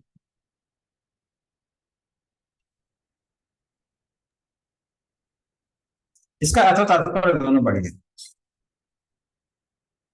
हरे वह कृष्णा। ब्राह्मण के द्वारा भेजे गए तक्षक नाग के डसने से अपनी मृत्यु होने की बात सुनकर समस्त भौतिक आसक्ति से अपने आप को मुक्त करके भगवान को आत्मसमर्पण करके उन्हीं की शरण ग्रहण करेगा। तात्पर्य, भौतिक आसक्ति तथा भगवान के चरण कमलों की शरण ग्रहण करने में कोई मेल नहीं है। भौतिक आसक्ति का अर्थ है भगवान की शरण में दिव्य सुख के प्रति अज्ञान। इस संसार में रहते हुए भगवान की भक्ति में सेवा भगवान के साथ दिव्य संबंध बनाए रखने के लिए अभ्यास करने का साधन है। और जब यह परिपक्व हो जाती है तो मनुष्य समस्त भौतिक आसक्ति से मुक्त हो जाता है और भगवत धाम वापस जाने के लिए सक्षम बन जाता है। महाराज परीक्षित अपनी माता के गर्भ में शरीर धारण करते हुए ही भगवान के प्रति विशेष रूप से अनुरक्त हो चुके थे और निरंतर भगवान की शरण में रह रहे थे। ब्राह्मण पुत्र द्वारा किए गए शाप के 7 दिन के भीतर ही अपनी मृत्यु की तथाकथित चेतावनी उनके लिए वरदान थी, क्योंकि इससे वे भगवत धाम वापस जाने की तैयारी कर सकते थे। क्योंकि वे भगवान द्वारा सदा ही रक्षित थे, अतः यदि वे चाहते तो भगवत कृपा से इस शाप के प्रभाव से बच सकते थे। लेकिन उन्होंने बिना किसी कारण के भगवत कृपा का अनुपयुक्त लाभ उठाना पसंद नहीं किया। प्रत्युत उन्होंने इस नुकसान के सौदे का सर्वोत्तम लाभ उठाया। उन्होंने लगातार 7 दिनों तक उपयुक्त पात्र से श्रीमद् भागवत सुना और इस तरह वे भगवान के चरण कमल का आश्रय प्राप्त कर सके। हरे कृष्ण प्रभु जी। हरे कृष्ण। तो ये बहुत इंपॉर्टेंट चीज यहाँ पे क्यों है कि देखिए, परीक्षित महाराज का जब जन्म था वही इतना कंट्रोवर्शियल था कि परीक्षित महाराज ही कुछ कुछ आचार्य ये भी बोलते हैं कि उनकी माता के गर्भ में मृत्यु हो गई थी, कृष्ण ने उनको पुनर्जीवित किए, वापस जिंदा किए। अब वही कृष्ण परीक्षित महाराज की तक्षक जब रचना तो उसमें सहायता क्यों नहीं करते? ताकि वो एक शुद्ध भक्त का रिस्पॉन्स दिखा सके। तो परीक्षित महाराज अगर कृष्ण से प्रार्थना करते तो भगवान उनको बचा लेते, लेकिन परीक्षित महाराज ने क्या देखा? जहां तक प्रजा की और राज की बात आती है, हमको उसकी चिंता करने की आवश्यकता नहीं है, क्योंकि हमारा जो पुत्र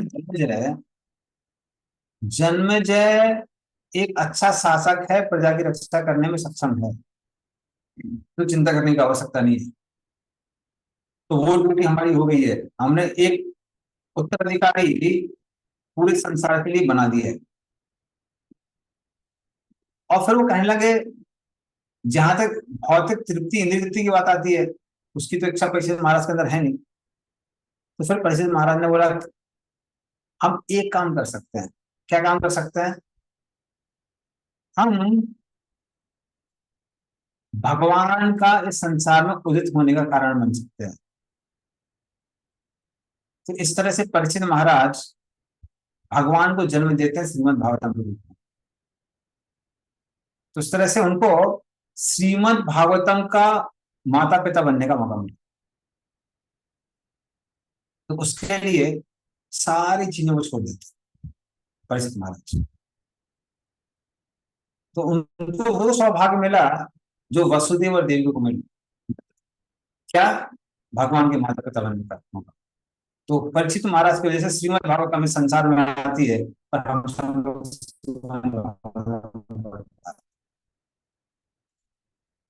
तो इससे परीक्षित महाराज ने क्या किया?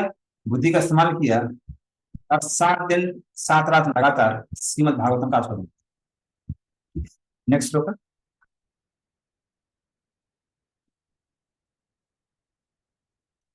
जिज्ञासितात्म याथार्थिरो मुनिर् व्याससुतादशो हित्वेदां नृप गंगायां यास्यत् यद्धा कुतो भयम्। पढ़िए इसका अर्थ। हरे कृष्णा। व्यासदेव के महान दार्शनिक पुत्र से समुचित आत्म ज्ञान के विषय में जिज्ञासा करने पर वो सारी भौतिक आसक्ति का परित्याग करेगा और निर्भय जीवन प्राप्त करेगा। हरे कृष्णा। तो इस तरह से बाद में वो क्या करेगा? वो व्यासदेव के जो पुत्र हैं सुखदेव गोस्वामी, उनसे आत्म साक्षात्कार की विद्या सीखेगा। हाँ, इस तरह से पूरे संसार का त्याग करके, भौतिक बंधनों का त्याग करके वो श्रीमद् भागवतम का आस्वादन करेगा। तो ये सारी चीजें ना जब युधिष्ठिर महाराज सुनते हैं, वो बहुत खुश हो जाते हैं। उनको इस बात का दुख नहीं होता है कि सांप के काटने की वजह से मृत्यु होगी, क्योंकि उनको मालूम था कि हर व्यक्ति की संसार में जिसकी जन्म हुआ है, मृत्यु जरूर होगी। जात से ही ध्रुव मृत्यु, ध्रुवम जन्म मृत्यु तस्मात् अपरिहार्यते नातम सूचित मरस्य। जिसका जन्म हुआ है उसकी मृत्यु निश्चित है। हाँ, अब कोई सांप काटने से मर रहा है, कोई कार एक्सीडेंट से मर रहा है, कोई जल के मर रहा है, कोई साधारणतः नेचुरली मर रहा है। हर किसी को मरना है संसार में, लेकिन उसके पहले वो क्या कर रहा है, क्या लेके जा रहा है, वो बहुत महत्वपूर्ण है। युधिष्ठिर महाराज आप सुनते हैं कि अरे इस परीक्षित की वजह से श्रीमद् भागवतम उदित होगी संसार में, वो बहुत प्रसन्न। ठीक है, तो इस तरह से भविष्यवाणी होती है परीक्षित महाराज की। Can you go to next श्लोक।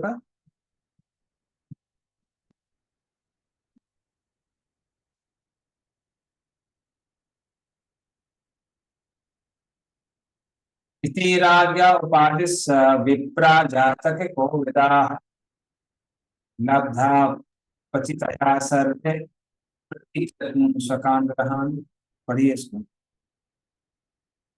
हरे कृष्णा। इस प्रकार जो लोग ज्योतिष ज्ञान में तथा जन्म उत्सव संपन्न कराने में पटु थे, उन्होंने इस बालक के भविष्य के विषय में राजा युधिष्ठिर को उपदेश दिया। फिर प्रचुर दक्षिणा प्राप्त करके वे अपने घरों को लौट गए। हरे कृष्ण। धन्यवाद। तो इस तरह से जो लोग जातक अर्थात जन्म कुंडली बनाने एक्सपर्ट थे, तो वो सब देखते हैं, देखने के बाद में इस तरह से भविष्यवाणी करते हैं। और युधिष्ठिर महाराज उनको बहुत सारे गिफ्ट देते हैं। गिफ्ट प्राप्त करने के बाद सब लोग अपने अपने घर चले जाते हैं। तो इस तरह से ये एपिसोड समाप्त हो जाता है। चलिए, तो ये था प्रोडिक्शन अबाउट परीक्षित। परीक्षित महाराज के क्या क्या गुण होंगे, वो किससे क्या तुलना किया थी, सब लिखा हुआ है। अब परीक्षित महाराज की कथा आगे चलती है। ठीक है, तो नेक्स्ट चलते हैं हम लोग नेक्स्ट श्लोक में।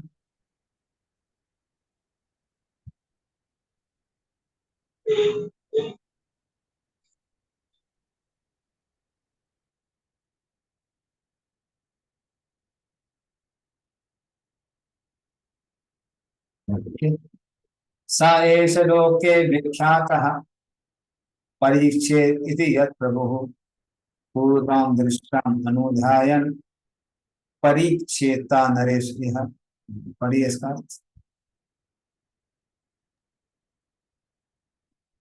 इस तरह यह पुत्र संसार में परीक्षक नाम से विख्यात होगा, क्योंकि यह उन व्यक्ति की खोज करने के लिए सारे मनुष्यों का परीक्षण करेगा।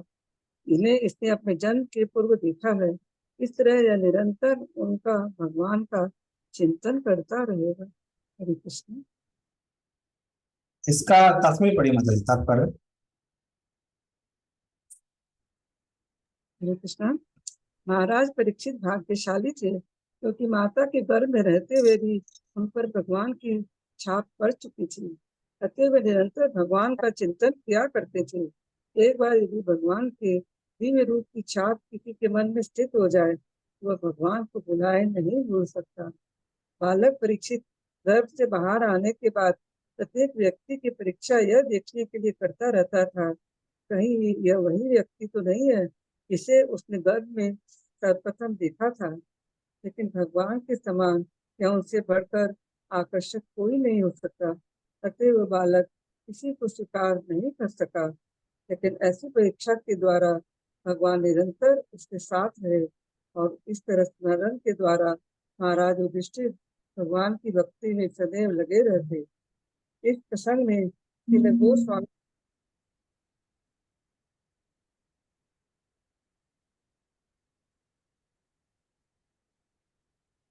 हमारी अभी आवाज नहीं आ रही।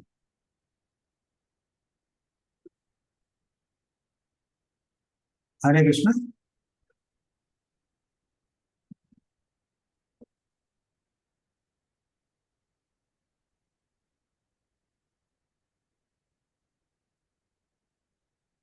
हाँ, अभी अभी नहीं आ रही, मतलब आवाज कुछ तो हो गया। इस प्रसंग में श्रील गोस्वामी की टीका है, यदि प्रत्येक बालक पर बचपन से ही भगवान की छाप पड़ जाए, तो वह निश्चित रूप से महाराज परीक्षित की ही भांति भगवत भक्त बन सकता है।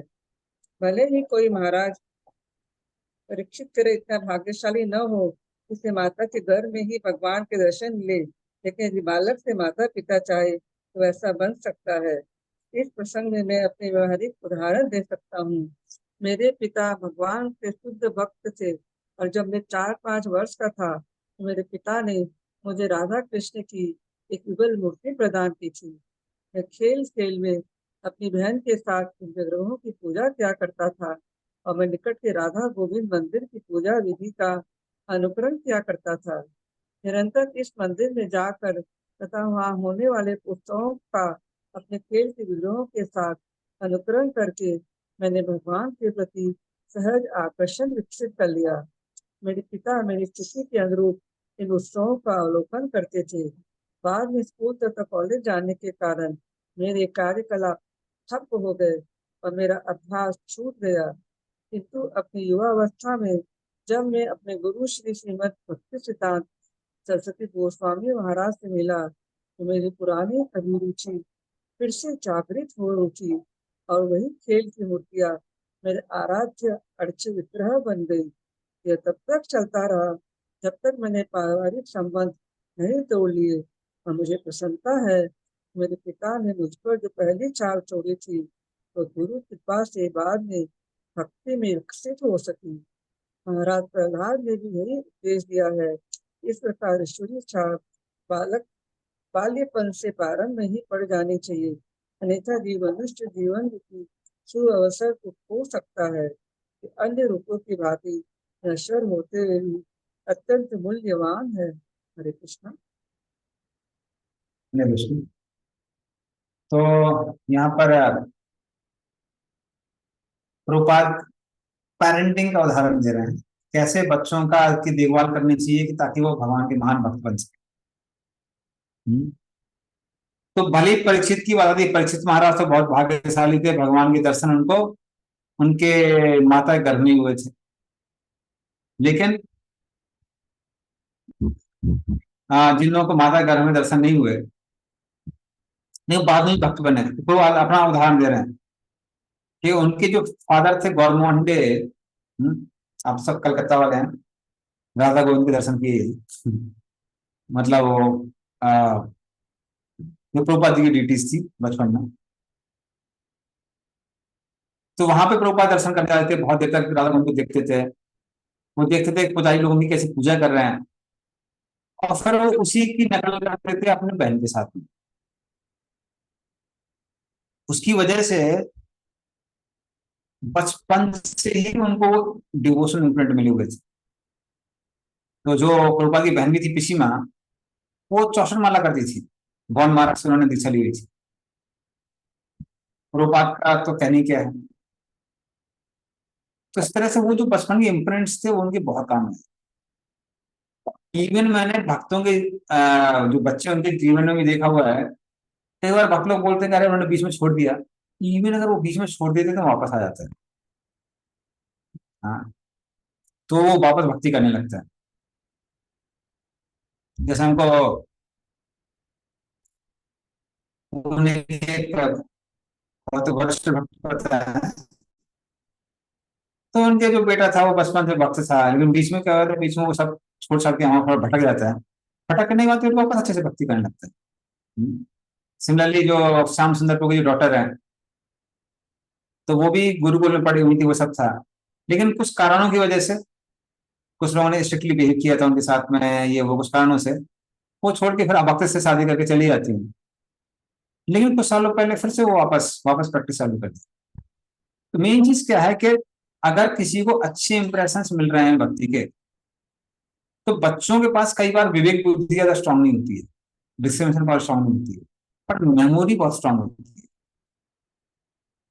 तो अगर मेमोरी में वो इम्प्रिंट्स चले जाते हैं कि कैसे भक्ति में हम लोगों ने बहुत आनंद लिया है, तो अगर वो लोग भटक भी जाते हैं बाद में, तो वो तुलना कर पाते हैं, वो तुलना कर पाते हैं कि असली आनंद क्या है और माया क्या है। माया मतलब जो आनंद दिखाती है पर आनंद देती नहीं है। तो वो जो इंप्रेशन है वो उस व्यक्ति को वापस भक्ति में लेके आते हैं। हाँ, तो यही प्रभुपाद बोल रहे हैं। तो ये आप लोग देखेंगे कॉमन चीज है, कॉमन फीचर है, जो बहुत सारे भक्तों के विषय में आता है। भक्ति संस्कृति उनको उनके फादर ने दी थी बचपन से, बचपन से वो गीता भागवतम पढ़ रहे थे, प्रभुपाद बचपन से ट्रेंड थे। फिर परीक्षित महाराज के बारे में बात आती है। जीव जीव गोस्वामी बचपन से ही राधा कृष्ण के साथ में खेला करते थे। उद्धव जी बचपन से राधा कृष्ण के साथ खेला करते थे। तो इस कॉमन फीचर इन सारे महान भक्तों के अंदर आता है। तो जिसको बचपन से नरोत्तम दास ठाकुर, उनकी भी सेम कथा थी। तो इस तरह से ये सारे भक्तों के अंदर एक कॉमन फीचर देखा जाता है कि बचपन से डीटी वर्षे को कल्चर की तरफ उनका आकर्षण आया। ठीक है, चलिए आगे चलते हैं नेक्स्ट।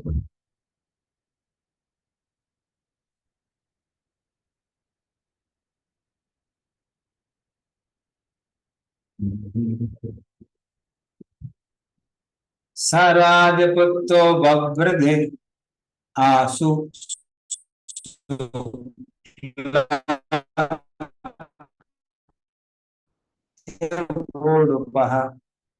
आपूर अनवहम। पढ़िए इसका अर्थ। जिस तरह शुक्ल पक्ष में चंद्रमा दिन प्रतिदिन बढ़ता जाता है, उसी तरह यह राजकुमार परीक्षित शीघ्र ही अपने संरक्षण पितामहों की देखरेख तथा सुख सुविधाओं के बीच तेजी से विकास करने लगा। हरे कृष्ण। तो जिस तरह से चंद्रमा शुक्ल पक्ष में क्या करता है, धीमे धीमे करके बढ़ता है, हाँ, उसी तरह से परीक्षित महाराज भी अपने माता पिता के संरक्षण में, माता पिता तो नहीं थे लेकिन पांडव इत्यादि थे, उनके संरक्षण में उस तरह से धीरे धीरे करके बड़े हो रहे थे। और जो जो गुण उनके बारे में बताए गए हैं वो भी धीमे धीमे करके उनकी ओर हाँ उनकी तरफ से प्रकट होते। आगे चलते हैं। यक्षमाणो अश्वमेधेन,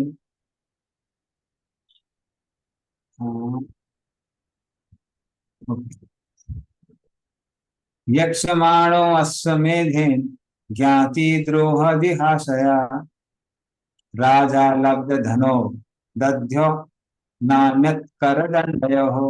पढ़िए इसका अर्थ। इसका अर्थ तात्पर्य धनु पढ़िए। हरे कृष्णा।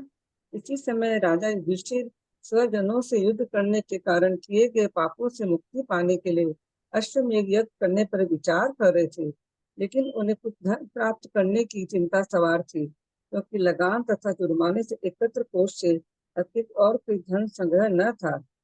तात्पर्य: जिस तरह ब्राह्मणों तथा विप्रों को राज्य की तरफ से कुछ आर्थिक सहायता का अधिकार मिला हुआ था, उसी तरह राज्य के कार्यकारी अध्यक्ष को अधिकार था वह नागरिकों से कर तथा जुर्माने एकत्र करे। कुरुक्षेत्र के युद्ध के पश्चात राजकोष खाली हो चुका था, अतः कर तथा जुर्माना संग्रह के अलावा कोई अतिरिक्त निधि नहीं थी। ऐसा कोष केवल राजव्ययों के लिए ही पर्याप्त था, और कोई निधि न होने से राजा चिंतित थे किसी अन्य विधि से अधिक धन प्राप्त करे जिससे अश्वमेध यज्ञ संपन्न हो सके। महाराज युधिष्ठिर इस यज्ञ को विष्णुदेव के आदेशानुसार संपन्न करना चाह रहे थे। हरे कृष्णा। तो युधिष्ठिर महाराज के मन में एक और अश्वमेध यज्ञ करना चाहिए। अश्वमेध यज्ञ अगर करेंगे उसके लिए धन चाहिए,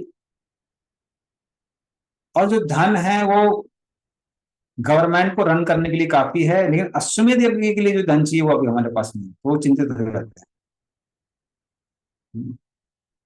तो देखते हैं आगे क्या होता है।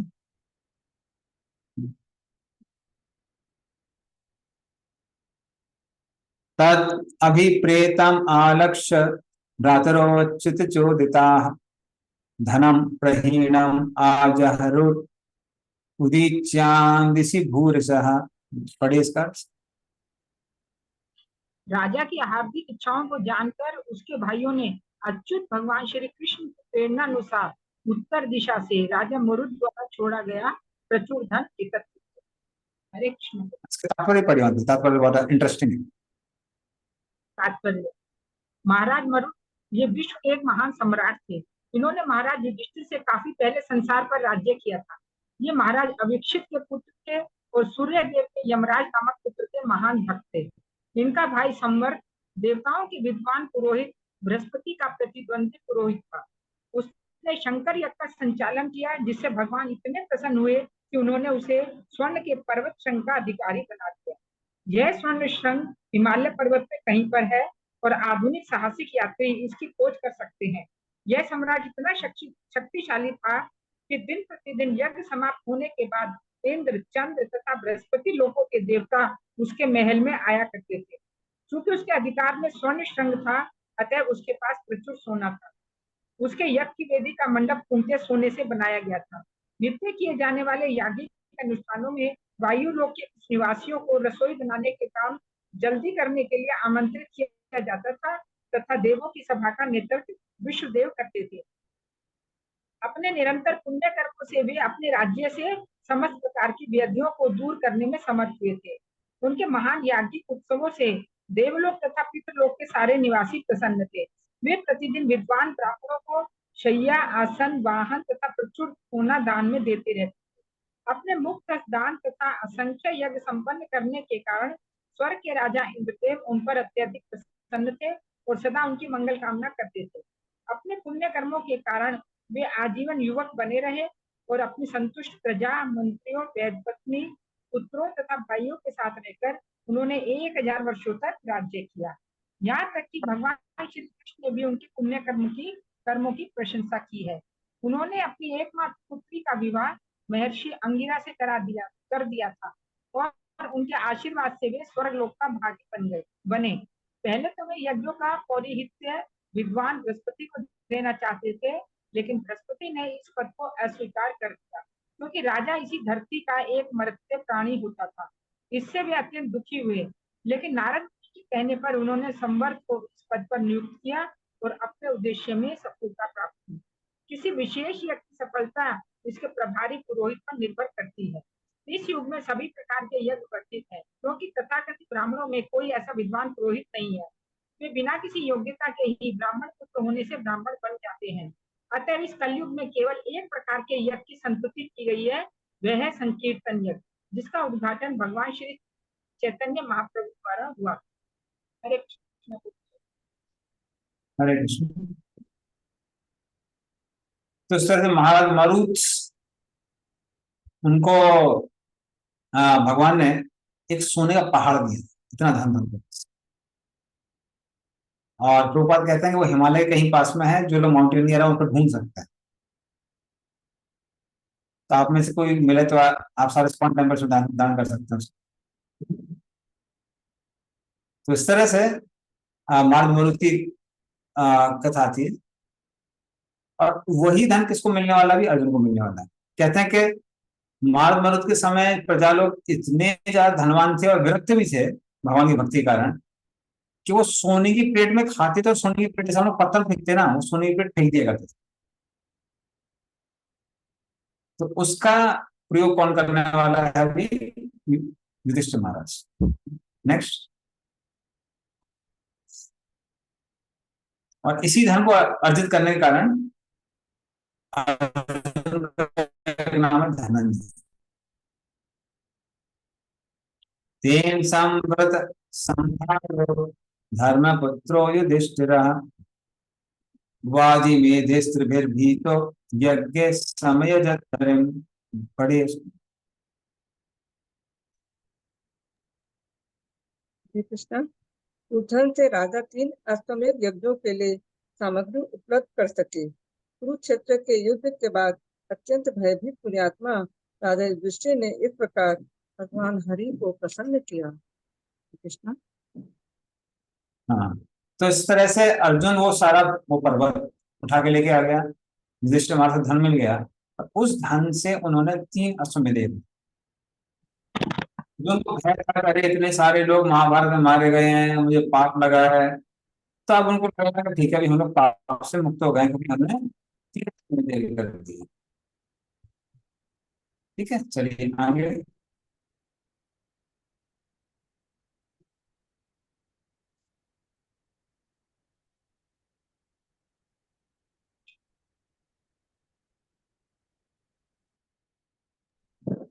क्या तात्पर्य पढ़ना है क्या? अनेक तात्पर्य नहीं, और लंबा तात्पर्य। आहुतो भगवान राज्ञा व्याजयित्वादिजे नृपम उवास कतिचिन्मासा सुहृदाम प्रिय कामयया। पढ़िए इसका। महाराज युधिष्ठिर द्वारा यज्ञ में आमंत्रित होकर भगवान श्री कृष्ण ने इस बात का ध्यान रखा कि ये सारे यज्ञ योग्य द्विज ब्राह्मणों द्वारा संपन्न कराए जाए। तत्पश्चात संबंधियों की प्रसन्नता के लिए भगवान वहां कुछ एक मास रहते। हरे कृष्ण। हरे कृष्ण। तो इस तरह से भगवान ने यज्ञ संपन्न करने में इसके मास की मदद की। और उसके बाद भगवान कुछ महीने तक वहीं पर रहे हस्तिनापुर में। अगला नेक्स्ट।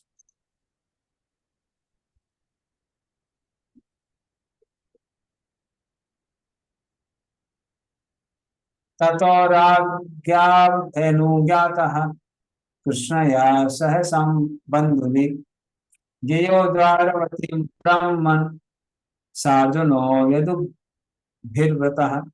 पढ़िए इसका। हरे कृष्ण। हे शौनक, तत्पश्चात भगवान ने राजा युधिष्ठिर, द्रौपदी तथा अन्य संबंधियों से विदा लेकर अर्जुन तथा यदुवंश के अन्य सदस्यों के साथ द्वारका नगरी के लिए प्रस्थान किया। हरे कृष्ण। तो इस तरह से अर्जुन, यदुकुल के लोग सेना वगैरह के साथ में वो वहां से प्रस्थान करके वापस कहाँ चले गए? द्वारका। और युधिष्ठिर महाराज यहाँ पर रुक गए क्योंकि उनको राज्य करना।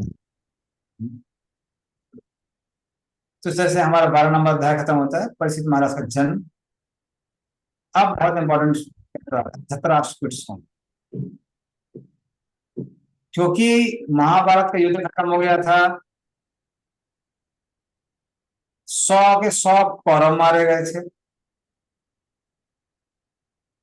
तो सारी चीजें परिवर्तित हो गई थी, लेकिन एक आदमी अभी भी परिवर्तन स्वीकार करने को तैयार नहीं था। वो कौन था? धृतराष्ट्र। वहां पर जो विदुर जी हैं, विदुर जी भी दुर्योधन द्वारा अपमानित होके हस्तिनापुर को छोड़ के चले जाते हैं। जिस समय महाभारत का युद्ध चल रहा था, वो सब जगह भ्रमण कर रहे थे। भ्रमण करते करते वो पहले मिलते हैं उद्धव जी को। उद्धव से कृष्ण इत्यादि के बारे में सुनते हैं। वो सुनने के बाद में फिर वो मिलते हैं इनसे, मैत्री मुनि से, और विदुर मैत्री संवाद होता है जो हमारे तीसरे स्कंद में, चौथे स्कंद में, इन दोनों स्कंदों में आता है।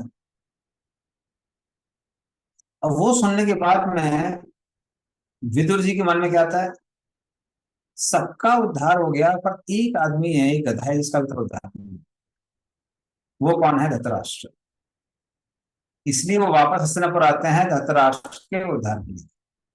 तो धृतराष्ट्र का कैसे उद्धार होता है वो इस चैप्टर में आता है, chapter number 3। Shivam Prabhu can display.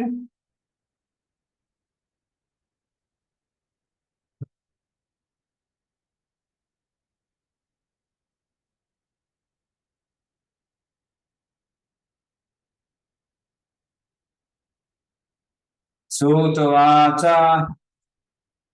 विदुरस्तीर्थयात्रायां मैत्रेयादात्मनो गतिम् यात्वा गाधास्तिनपुरं तया वाप्त विभित्सितः। पढ़िए इसका। श्री सूत गोस्वामी ने कहा, तीर्थ यात्रा करते हुए विदुर ने महर्षि मैत्रेय से आत्मा की गति का ज्ञान प्राप्त किया और फिर वे हस्तिनापुर लौट आए। वे अपेक्षानुसार इस विषय में पारंगत हो गए। इसका तात्पर्य पढ़िए। तात्पर्य, विदुर महाभारत के इतिहास में ये प्रसिद्ध व्यक्तियों में से एक थे। महाराज पांडु की माता अंबिका की दासी के गर्भ से ये व्यास देव के द्वारा उत्पन्न हुए थे। वे यमराज के अवतार हैं। मांडुक मुनि से शापग्रस्त होने के कारण इन्हें शूद्र होना पड़ा। कहानी इस प्रकार है। एक बार राज्य के सिपाहियों ने कुछ चोर पकड़े जो मंडूक मुनि की कुटी में छिपे हुए थे। सिपाहियों ने चोरों के साथ साथ जैसे सामान्य रूप से किया जाता है, मंडूक मुनि को भी बंदी बना दिया। न्यायाधीश ने विशेष रूप से मुनि को विशेष रूप से शूली पर चढ़ाकर मार डालने का आदेश दिया, किंतु जब उसे भाला फेंके भोंका जाने वाला था तो इसका समाचार राजा के पास पहुंच गया। अतः उसने तुरंत ही उनका महामुनि होने के नाते वध रोकने का आदेश दिया। राजा ने स्वयं मुनि से अपने व्यक्तियों की गलती के लिए क्षमा मांगी। यह मुनि तुरंत ही जीवों के भाग्य विधाता यमराज के पास पहुंचे। जब मुनि ने उनसे पूछा तो यमराज ने उत्तर दिया कि मुनि ने अपने बचपन में एक तेज नुकीले तिनके से चोटी को चोटी को बीत डाला था, इसलिए उसे यह कष्ट उठाना पड़ा। मुनि ने सोचा कि यह यमराज की मूर्खता थी कि उन्हें बचपन के अज्ञान के लिए दंडित किया गया। अतः मुनि ने यमराज को शाप दे डाला कि वे शूद्र बन जाए। यमराज का यह शुद्ध अवतार विदुर के नाम से विख्यात हुआ, जो धृतराष्ट्र तथा महाराज पांडु का शूद्र भ्राता थे। लेकिन विष्णुदेव ने कुरु वंश के शुद्ध पुत्र के साथ अपने अन्य भतीजों के समान ही व्यवहार किया। कालांतर में विदुर का विवाह ऐसी कन्या से हुआ जो एक ब्राह्मण द्वारा शूद्राणी के गर्भ से उत्पन्न हुई थी। यद्यपि विदुर अपने पिता विष्णुदेव के भाई की संपत्ति के उत्तराधिकारी नहीं थे, लेकिन विदुर के बड़े भाई धृतराष्ट्र ने उन्हें पर्याप्त राज्य संपत्ति प्रदान की। विदुर अपने बड़े भाई के प्रति अत्यधिक अनुरक्त थे और वे उसे निरंतर सही मार्ग पर ले जाना चाहते थे। कुरुक्षेत्र के भातृ युद्ध के समय विदुर ने बारंबार अपने बड़े भाई से अनुनय विनय की कि वे पांडु पुत्रों के साथ न्याय बरते, लेकिन दुर्योधन को अपने चाचा की यह दखल पसंद न थी। अतः उसने विदुर का अपमान कर दिया था। इसके कारण विदुर घर छोड़कर तीर्थाटन करने तथा मैत्र से उपदेश ग्रहण करने चले। हरे कृष्ण। हरी हरी। तो वो जो कथा थी, वो कथा वो यहाँ पर डिटेल में दी गई है, प्रभुपाद ने बताई है, विदुर जी की कथा। तो इस तरह विदुर जी, उनको अपमानित किया गया था दुर्योधन के द्वारा, इसलिए विदुर जी तीर्थ यात्रा के लिए निकल जाते हैं। तीर्थ यात्रा में ही उनको पहले खबर मिलती है कि महाभारत का युद्ध हुआ है। खबर मिल जाती है कि कृष्ण धराधाम छोड़ के चले गए। तो जब हम लोग पिछले अध्याय का जो आखिरी श्लोक में था, उसमें बताया जाता है कि कृष्ण कैसे अर्जुन के साथ में द्वारका जाते हैं। द्वारका में ही उस समय कृष्ण भगवत धाम के लिए सारे द्वारकावासी प्रस्थान कर देते हैं मौसम लीला के बाद। तो ये सारी कथा किसको पता चलती है? ये पता चलती है, या फिर जो जिनके सामने होती है वो उद्धव जी। उद्धव जी वहां से जाते हैं, विदुर को मिलते हैं। विदुर उनसे कृष्ण के संबंध में प्रश्न पूछते हैं। विदुर जी पूरा भाव में चले जाते हैं। और सर विदुर जी बोल रहा हूँ, उद्धव जी पूरे भाव में चले जाते हैं। और उद्धव जी विदुर से कहते हैं कि हमने आपको संक्षेप में कृष्ण लीला बता दी है। वो सारी लीला बता देते हैं कृष्ण की 2 चैप्टर में। और फिर उसके बाद वो उनको कहते हैं कि हमसे भी एक वरिष्ठ व्यक्ति यहाँ पर है जिनका नाम है मैत्र मुनि। अब मैत्र मुनि से जाकर सुनिए। तो मैत्र मुनि से वो सुनते हैं जो तीसरे स्कंद और चौथे स्कंद में आता है। लेकिन अभी भी उनका एक अटैचमेंट था, जिसके साथ? अपने बड़े भाई के साथ। इसीलिए वो हस्तिनापुर वापस आता है। तो हम लोग यहाँ देख सकते हैं कि भागवत में बहुत जगह प्रसंग आता है कि कैसे विदुर जी अपने बड़े भाई से आसक्त थे, प्रहलाद महाराज अपने पौत्र बलि महाराज से आसक्त थे। पर इन लोगों का साधारण गानियों की तरह पतन नहीं होता है, बल्कि जिनको आश्रय दिए उनका भी उद्धार हो जाता है। इसलिए भक्ति में जो सबसे महत्वपूर्ण चीज है वो है कृष्ण से अपनी आसक्ति को बढ़ाना और बनाए रखना। तो यदि हम कृष्ण से अपनी आसक्ति को बढ़ाते हैं, बनाए रखते हैं, तो जो लोग हम पर निर्भर कर रहे हैं या फिर हम जिनसे आसक्त हैं, उनका भी उद्धार हो जाए। गलती कहाँ होती है? गलती वहां पर होती है जब व्यक्ति उस आसक्ति के कारण अपनी भक्ति के साथ कॉम्प्रोमाइज करने लगता है, वहां गड़बड़ होती है। ये गलती किसने की थी? ये गलती की थी भरत महाराज ने। भरत महाराज हिरण्य से आसक्त होने के कारण अपनी साधना के साथ कॉम्प्रोमाइज करने लगते, वहां गड़बड़ हो जाती है। कोई व्यक्ति अगर अपनी साधना के साथ कॉम्प्रोमाइज नहीं कर रहा है तो फिर संसार में किसी भी चीज से भयभीत होने की आवश्यकता नहीं। वो विदुर जी कैसे उनका उद्धार करते हैं वहां देखते हैं। और बाकी कैसे वो शूद्राणी से आते हैं, ये सब आप लोग महाभारत में देख चुके। ठीक है, वहां डिटेल डिस्कशन। ठीक है, दूसरा नंबर श्लोक, श्लोक नंबर 2।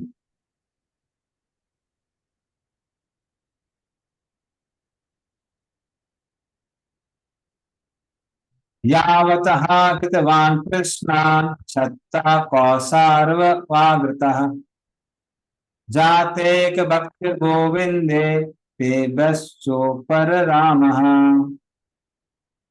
पढ़िए इसका अर्थ। हरे कृष्ण। विविध प्रश्न पूछने के बाद तथा भगवान कृष्ण की दिव्य प्रेममयी सेवा में स्थिर हो चुकने पर विदुर ने मैत्री मुनि से प्रश्न पूछना बंद कर दिया। श्री कृष्ण। तो इन्होंने बहुत सारे प्रश्न पूछे हैं कृष्ण के संबंध में, जैसे हमने बताया पहले पूछे हैं उन्होंने उद्धव से, बाद में फिर विदुर जी जब धृतराष्ट्र को याद करते हैं तो अपने प्रश्नों को विराम देते हैं और भाग के कहा जाते हैं, सीधा प्रश्न पड़ा जाता है। नेक्स्ट।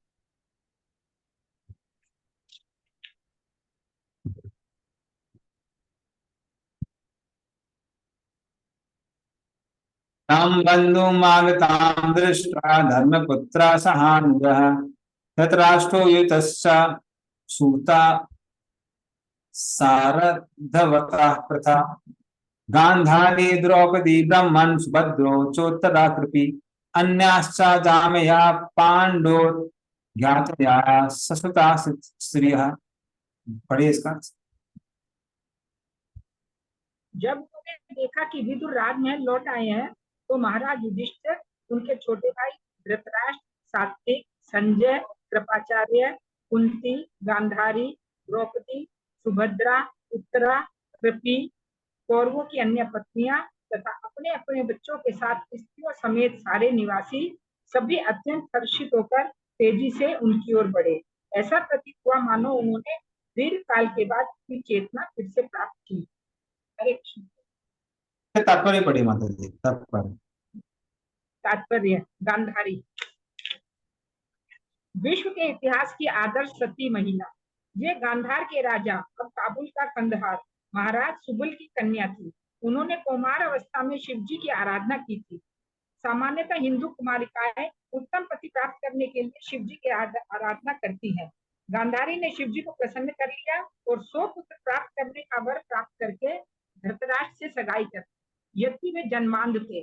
जब गांधारी को पता चला कि उनका होने वाला पति अंधा है तो उन्होंने अपने जीवन संगी का अनुगमन करने के लिए स्वेच्छा से अंधा बनने का निश्चय कर लिया। अतः उन्होंने अपनी आंखों में रेशम की अनेक पट्टियां बांध ली और वे अपने बड़े भाई शकुनी के मार्गदर्शन में धृतराष्ट्र के साथ ब्याह दी गई।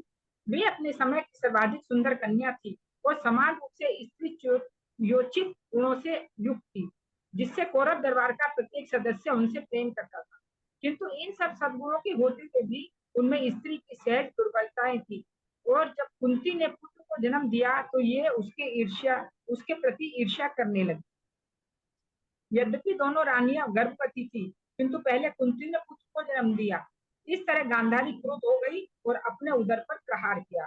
फलस्वरूप उसने मांस के एक पिंड को ही जन्म दिया, लेकिन चूंकि वे व्यास देव की भक्त थी अतः व्यास देव की आज्ञा से उस पिंड को 100 भागों में विभक्त कर दिया गया और इनमें से प्रत्येक भाग धीरे धीरे बालक के रूप में विकसित हो गए। इस प्रकार 100 पुत्रों की माता बनने की उनकी मनोकामना पूरी हो गई और वे उन सबों का अपनी उच्च स्थिति के अनुसार पालन पोषण करने लगे। जब कुरुक्षेत्र युद्ध का षड्यंत्र चल रहा था तो पांडवों से युद्ध किए जाने के पक्ष में न थी, अपितु उन्होंने अपने पति धृतराष्ट्र को ऐसे बंधुघाती युद्ध के लिए कांक्षित भी किया। वे चाहती थी कि राज्य को 2 भागों में विभक्त किया जाए और पांडु पुत्रों तथा अपने पुत्रों को एक एक भाग दे दिया जाए। जब कुरुक्षेत्र के युद्ध में उनके सारे पुत्र मारे गए तो वे अत्यंत शोकमग्न हुई और वे भीमसेन तथा युधिष्ठिर को शाप देना चाहती थी, किंतु व्यास देव ने उन्हें रोक दिया। भगवान कृष्ण के समक्ष दुर्योधन तथा दुशासन की मृत्यु पर उनका विलाप अत्यंत कारुणिक था और भगवान कृष्ण ने उन्हें दिव्य संदेश द्वारा सांत्वना दी। वे कर्ण की मृत्यु से भी उतनी ही दुखी थी और उन्होंने भगवान कृष्ण से कर्ण की पत्नी का विलपना बतलाया। जब श्री व्यास देव ने उन्हें उनके मृत पुत्रों को दिखलाया जिनकी बाद में स्वर्गलोक में उन्नति हुई, तब उन्हें सांत्वना प्राप्त हुई। वे गंगा के मुहाने के निकट हिमालय के जंगलों में अपने पति के साथ मरी। वे दावाग्नि में जल मरी। महाराज युधिष्ठिर ने अपने चाचा तथा चाची का अंतिम संस्कार किया। प्रथा ये महाराज शूरसेन की पुत्री तथा भगवान कृष्ण के पिता वसुदेव की बहन थी। बाद में महाराज कुंती भोज ने उन्हें गोद दे दिया था, अतः वे कुंती कहलाई। वे भगवान की विजय शक्ति की अवतार थी। जब उच्चतर ग्रह मंडल से स्वर्ग के निवासी राजा कुंती भोज को मिलने के लिए आते थे तो कुंती उनके स्वागत में लगी रहती। उन्होंने महान योगी दुर्वासा मुनि की भी सेवा की थी। दुर्वासा ने उनकी अच्छी सेवा से प्रसन्न होकर उन्हें एक मंत्र दिया जिससे वे मनवांछित देवता का आह्वान कर सकती थी। उन्होंने उत्सुकता वश तुरंत ही सूर्य देव का आह्वान किया, जिन्होंने उनके साथ समागम करना चाहा, किंतु उन्होंने ऐसा करने से इनकार कर दिया। लेकिन जब सूर्य देव ने आश्वस्त किया कि इससे उनका कौमार्य भंग नहीं होगा, तो उन्होंने उसका प्रस्ताव मान लिया। इस समागम के कारण वे गर्भवती हो गई और उनके कंड का जन्म हुआ। सूर्य की कृपा से वे पुनः कुमारी कन्या में परिणित हो गई, लेकिन माता पिता के भय से उन्होंने अपने नवजात शिशु कंड का परित्याग कर दिया। तत्पश्चात जब पति चुनने की बारी आई तो उन्होंने स्वेच्छा से पांडु को पति रूप में चुना। बाद में महाराज पांडु गृहस्थ जीवन में त्याग कर संन्यास ग्रहण करना चाहते थे, किंतु कुंती ने अपने पति को ऐसा नहीं करने दिया। अंत में महाराज पांडु ने उन्हें अनुमति दे दी कि वे उपयुक्त महापुरुष का आह्वान करके पुत्र प्राप्त कर सकती हैं। पहले कुंती ने प्रस्ताव स्वीकार नहीं किया, लेकिन जब पांडु ने अनेक उपयुक्त दृष्टांत प्रस्तुत किए तो वे राजी हो गए। इस तरह दुर्वासा मुनि द्वारा प्रदत्त मंत्र से उन्होंने धर्मराज का आह्वान किया, इससे युधिष्ठिर का जन्म हुआ। इसके बाद उन्होंने वायुदेव का आह्वान किया तो भीम उत्पन्न हुआ। उन्हें स्वर्ग के राजा इंद्र का आह्वान करके अर्जुन का जन्म हुआ। नकुल तथा सहदेव का जन्म स्वयं पांडु के अश्विनी कुमारों द्वारा भाद्री के गर्भ से कराया। बाद में जब महाराज पांडु अल्पायु में ही दिवंगत हो गए तो कुंती इतनी दुखी हुई कि उन्हें मूर्छा आ गई। तब कुंती तथा माद्री दोनों सहपत्नियों ने यह निश्चय किया कि कुंती पांचों अल्पवयस्क बालकों पांडवों को पालने के लिए जीवित रहे और माद्री अपने पति के साथ सती हो। वहां पर उपस्थित शतशृंग तथा अन्य उपस्थित महर्षियों ने इस निर्णय का समर्थन किया। बाद में जब दुर्योधन के षड्यंत्र से पांडवों को राज्य से बाहर निकाल दिया गया, तब कुंती अपने पुत्रों के साथ साथ रही और उन दिनों में उन्होंने सारे कष्ट उठाए। वनवास के समय एक असुर कन्या हिडिंबा ने भीम को पति बनाना चाहा। भीम ने इनकार कर दिया, किंतु जब कन्या कुंती तथा युधिष्ठिर के पास पहुंची तो उन्होंने भीम को आदेश दिया कि वह उसका प्रस्ताव स्वीकार करे और उसे पुत्र प्रदान करे। इस संयोग से घटोत्कच का जन्म हुआ और उसने अपने पिता की ओर से कौरवों के विरुद्ध वीरता पूर्वक युद्ध किया। उनके वनवास काल में सभी पांडव एक ब्राह्मण परिवार के साथ रहे, जो बकासुर राक्षस के कारण अत्यंत व्यथित था। कुंती ने भीम को आदेश दिया कि वह बकासुर का वध करके ब्राह्मण परिवार को असुर के उत्पीड़न से बचाए। उन्होंने युधिष्ठिर को सलाह दी कि वे पांचाल देश के लिए प्रस्थान करें। इसी पांचाल देश में अर्जुन ने द्रौपदी को प्राप्त किया, लेकिन कुंती के आदेश से पांचों भाई पांचाली और द्रौपदी के समान रूप से पति बने। वह व्यास देव की उपस्थिति में पांचों पांडवों के साथ ब्याही गई। कुंती देवी अपने प्रथम पुत्र कर्ण को कभी भी नहीं भूल पाई। उन्होंने कुरुक्षेत्र में कर्ण की मृत्यु होने पर विलाप किया और अपने अन्य पुत्रों के समक्ष स्वीकार किया कि महाराज पांडु से विवाह करने के पूर्व ही कर्ण का जन्म हो चुका था। कुरुक्षेत्र के बाद जब कृष्ण अपने घर वापस जाने लगे तो तब तो उन्होंने जो प्रार्थना की वे सर्वोत्कृष्ट है। बाद में जब गंधारी के साथ घोर तपस्या करने के लिए जंगल चली गई। वे प्रत्येक 30वें दिन पर भोजन करती। अंततः वे ध्यान में लीन होकर दावाग्नि में जलकर भस्म हो गई। द्रौपदी ये महाराज द्रुपद की सर्वश्रेष्ठ सती पुत्री तथा इंद्र पत्नी देवी शची की अंशावतार थी। महाराज द्रुपद ने मुनि यज्ञ की अध्यक्षता में एक महान यज्ञ संपन्न किया। पहली आहुति के साथ दुष्टदुम्न का जन्म हुआ और द्वितीय आहुति से द्रौपदी जन्म। अतः वे दुष्टदुम्न की बहन है और पांचाली के नाम से भी प्रसिद्ध। पांचों पांडवों ने इन्हें पत्नी के रूप में ब्याहा और हर एक पति से इन्हें एक पुत्र प्राप्त हुआ।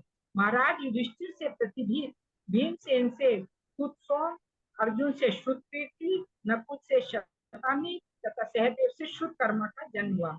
ये अपनी सास कुंती के ही समान अत्यंत सुंदरी बताई गई। इनके जन्म के समय आकाशवाणी हुई थी कि इनका नाम कृष्णा होगा। साथ ही यह भी आकाशवाणी हुई थी इनका जन्म कई क्षत्रियों का वध करने के लिए हुआ है। शंकर के आशीर्वाद से इन्हें एक से एक योग के 5 पति मिले। जब उन्होंने स्वयं अपना पति चुनना चाहा तो विश्व भर के देशों के राजा तथा राजकुमार आमंत्रित किए गए। वे पांडवों की वनवास के समय पांडवों से विवाहित हुई, किंतु जब वे अपने घर वापस गए तो महाराज द्रुपद ने उन्हें प्रचुर दहेज दिया। धृतराष्ट्र की सभी बहुओं ने द्रौपदी का स्वागत किया। जब वे जुए में हार दी गई तो उन्हें सभा भवन में जबरन घसीट कर लाया गया और दुशासन द्वारा नग्न किए जाने का प्रयत्न किया गया। यद्यपि वहां पर भीष्म तथा द्रोण जैसे गुरुजन उपस्थित थे, वे भगवान कृष्ण की परम थी। उनकी प्रार्थना सुनकर भगवान ने स्वयं असीम वस्त्र बनाकर उन्हें अपमान से बचाया। जब जटासुर नाम के राक्षस ने उनका अपहरण किया तो भीमसेन ने उसका वध करके उनकी रक्षा की। उन्होंने भगवान कृष्ण की कृपा से पांडवों को दुर्वासा मुनि के शाप से बचाया। जब पांडव विराट के राजमहल में अज्ञातवास कर रहे थे तो कीचक उनके अपूर्व सौंदर्य पर मोहित हो गया। तब भीमसेन की सहायता से दुष्ट का वध किया गया और इस तरह वे बच गए। जब अश्वत्थामा ने उनके 5 पुत्रों का वध कर दिया तो वे अत्यंत शोकाकुल हुई। अंतिम अवस्था में वे अपने पति युधिष्ठिर तथा अन्यों के साथ स्वर्गारोहण के लिए गई तथा मार्ग पर गिर गई। युधिष्ठिर ने उनके गिरने का कारण बताया, किंतु जब युधिष्ठिर स्वर्ग पहुंचे तो उन्होंने देखा कि लक्ष्मी देवी के रूप में द्रौपदी वहां पहले से विद्यमान थी। सुभद्रा वसुदेव की पुत्री तथा भगवान श्री कृष्ण की बहन। ये न केवल वसुदेव की लाडली पुत्री थी अपितु श्री कृष्ण तथा बलदेव की भी अत्यंत प्रिय बहन थी। ये दोनों भाई तथा बहन पुरी के सुप्रसिद्ध जगन्नाथ मंदिर में मूर्तिमान है और आज नित्य हजारों तीर्थ यात्री इस मंदिर में दर्शन करते हैं। यह मंदिर सूर्य ग्रहण के अवसर पर भगवान की कुरुक्षेत्र यात्रा तथा बाद में वृंदावन वासियों से मिलने का स्मृति स्वरूप है। इस अवसर पर राधा नाम तथा कृष्ण का मिलन अत्यंत कारुणिक है और पुरी में भगवान श्री चैतन्य राधा रानी के भाव में सदैव भगवान श्री कृष्ण के लिए लालायित रहते थे। जब अर्जुन द्वारका में थे तो उन्होंने सुभद्रा को अपनी रानी बनाना चाहा और भगवान श्री कृष्ण से अपनी इच्छा व्यक्त की। श्री कृष्ण जानते थे कि उनके बड़े भाई बलदेव सुभद्रा का विवाह अन्यत्र तय कर रहे हैं। चूंकि श्री कृष्ण बलदेव द्वारा की जा रही व्यवस्था के विरुद्ध जाने का साहस नहीं कर सकते थे, अतएव उन्होंने अर्जुन को सलाह दी कि वह उसका हरण कर ले। अतएव जब सारे लोग रैवत पर्वत पर आनंद मनाने गए थे तो अर्जुन ने कृष्ण की योजना के अनुसार सुभद्रा का हरण कर दिया। इस पर बलदेव अर्जुन पर अत्यंत दुख थे और वे उन्हें मार डालना चाहते थे, किंतु कृष्ण ने बड़े भाई से अनुनय विनय की कि वे अर्जुन को क्षमादान दें। तब अर्जुन के साथ सुभद्रा का विधिवत विवाह हुआ और सुभद्रा से अभिमन्यु का जन्म हुआ। अभिमन्यु की अकाल मृत्यु से सुभद्रा अत्यंत दुखी थी, किंतु परीक्षित के जन्म से वे सुखी तथा संतुष्ट थे। हरे कृष्ण प्रभु जी। धन्यवाद। तो इसमें जो तीनों स्त्रियां हैं उनके बारे में बहुत डिटेल बताया हुआ है गोपाल में, और इन्हीं पूरी कथा बताई गई। ठीक है, तो इसको मैं और डिटेल में नहीं बताऊंगा, ऑलरेडी आप लोगों को मालूम है, आपको गोपाल डिस्क्राइब करते। तो इसमें श्लोक में क्या लिखा हुआ था कि जब विदुर जी वहां पर आए तो ये सारे लोगों को कैसा लगा, ऐसा लगा जैसे मान लीजिए किसी मृत व्यक्ति के अंदर प्राणवायु प्रवेश कर रही है। तो जब शरीर से प्राणवायु निकल जाती है तो शरीर कैसा होता है, मृत हो जाता है। और जब मृत शरीर में प्राणवायु घुस जाए तो पुनः जीवित हो जाता है। तो ये सारे के सारे जो लोग थे वहां पर हस्तिनापुर में, ये लोग बहुत दुखी थे कि इतने सारे हमारे सगे संबंधी धरातल को छोड़ के चले गए। लेकिन जब वो देखते हैं कि जिस संबंधी को हम लोग भूल गए थे, लगभग जो हस्तिनापुर में युद्ध करने के पहले ही चले गए थे, वो अभी वापस आ गए। और मात्र विदुर जी कोई सगे संबंधी नहीं है, वो महाजनों में से एक है, यमराज। और वो हमेशा से ही पांडवों की रक्षा करते हुए आए हैं। लाक्षागृह के समय भी विदुर जी ने ही पांडवों की रक्षा की थी। एक अद्भुत भाषा में का प्रयोग करते हुए युधिष्ठिर महाराज को पूरा प्लान बता दिया था। हाँ, कुछ भक्त लोग बोलते हैं कि इंग्लिश का प्रयोग किया था तो वो पक्का नहीं है, वो इंग्लिश बाद में इवॉल्व हुई है, लेकिन उनकी वजह से लाक्षागृह से सब लोग बचे हुए थे। एक श्लोक और कर रहे थे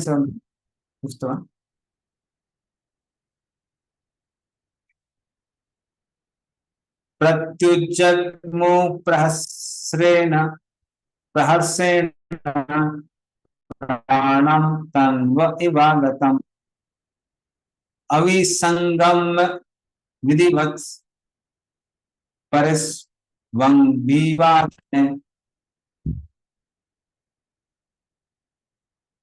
प्रसंगाभिवादी। पढ़िए इसका अर्थ। हरे कृष्ण। ये सब परम प्रसन्नता पूर्वक उनके निकट गए, मानो उनके शरीरों में कृषि प्राण का संचार हुआ हो। उन्होंने एक दूसरे को प्रणाम किया और गले मिलते हुए एक दूसरे का स्वागत किया। हरे कृष्ण। तो इस तरह से सबको ऐसा लगता है जैसे मान लीजिए प्राण अभी वापस आ रहे हैं, प्राण अभी वापस आ रहे हैं। तो वो देखकर सबके सब कैसे बात है, बहुत प्रसन्न हो जाती है।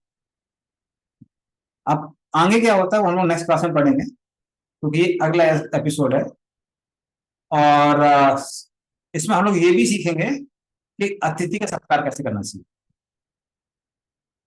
तो खासकर कोई अतिथि है जो बहुत दूर से आया है, उसका कैसे सत्कार किया जाता है, तो वो सब हम लोग सीखेंगे अपने नेक्स्ट क्लास में।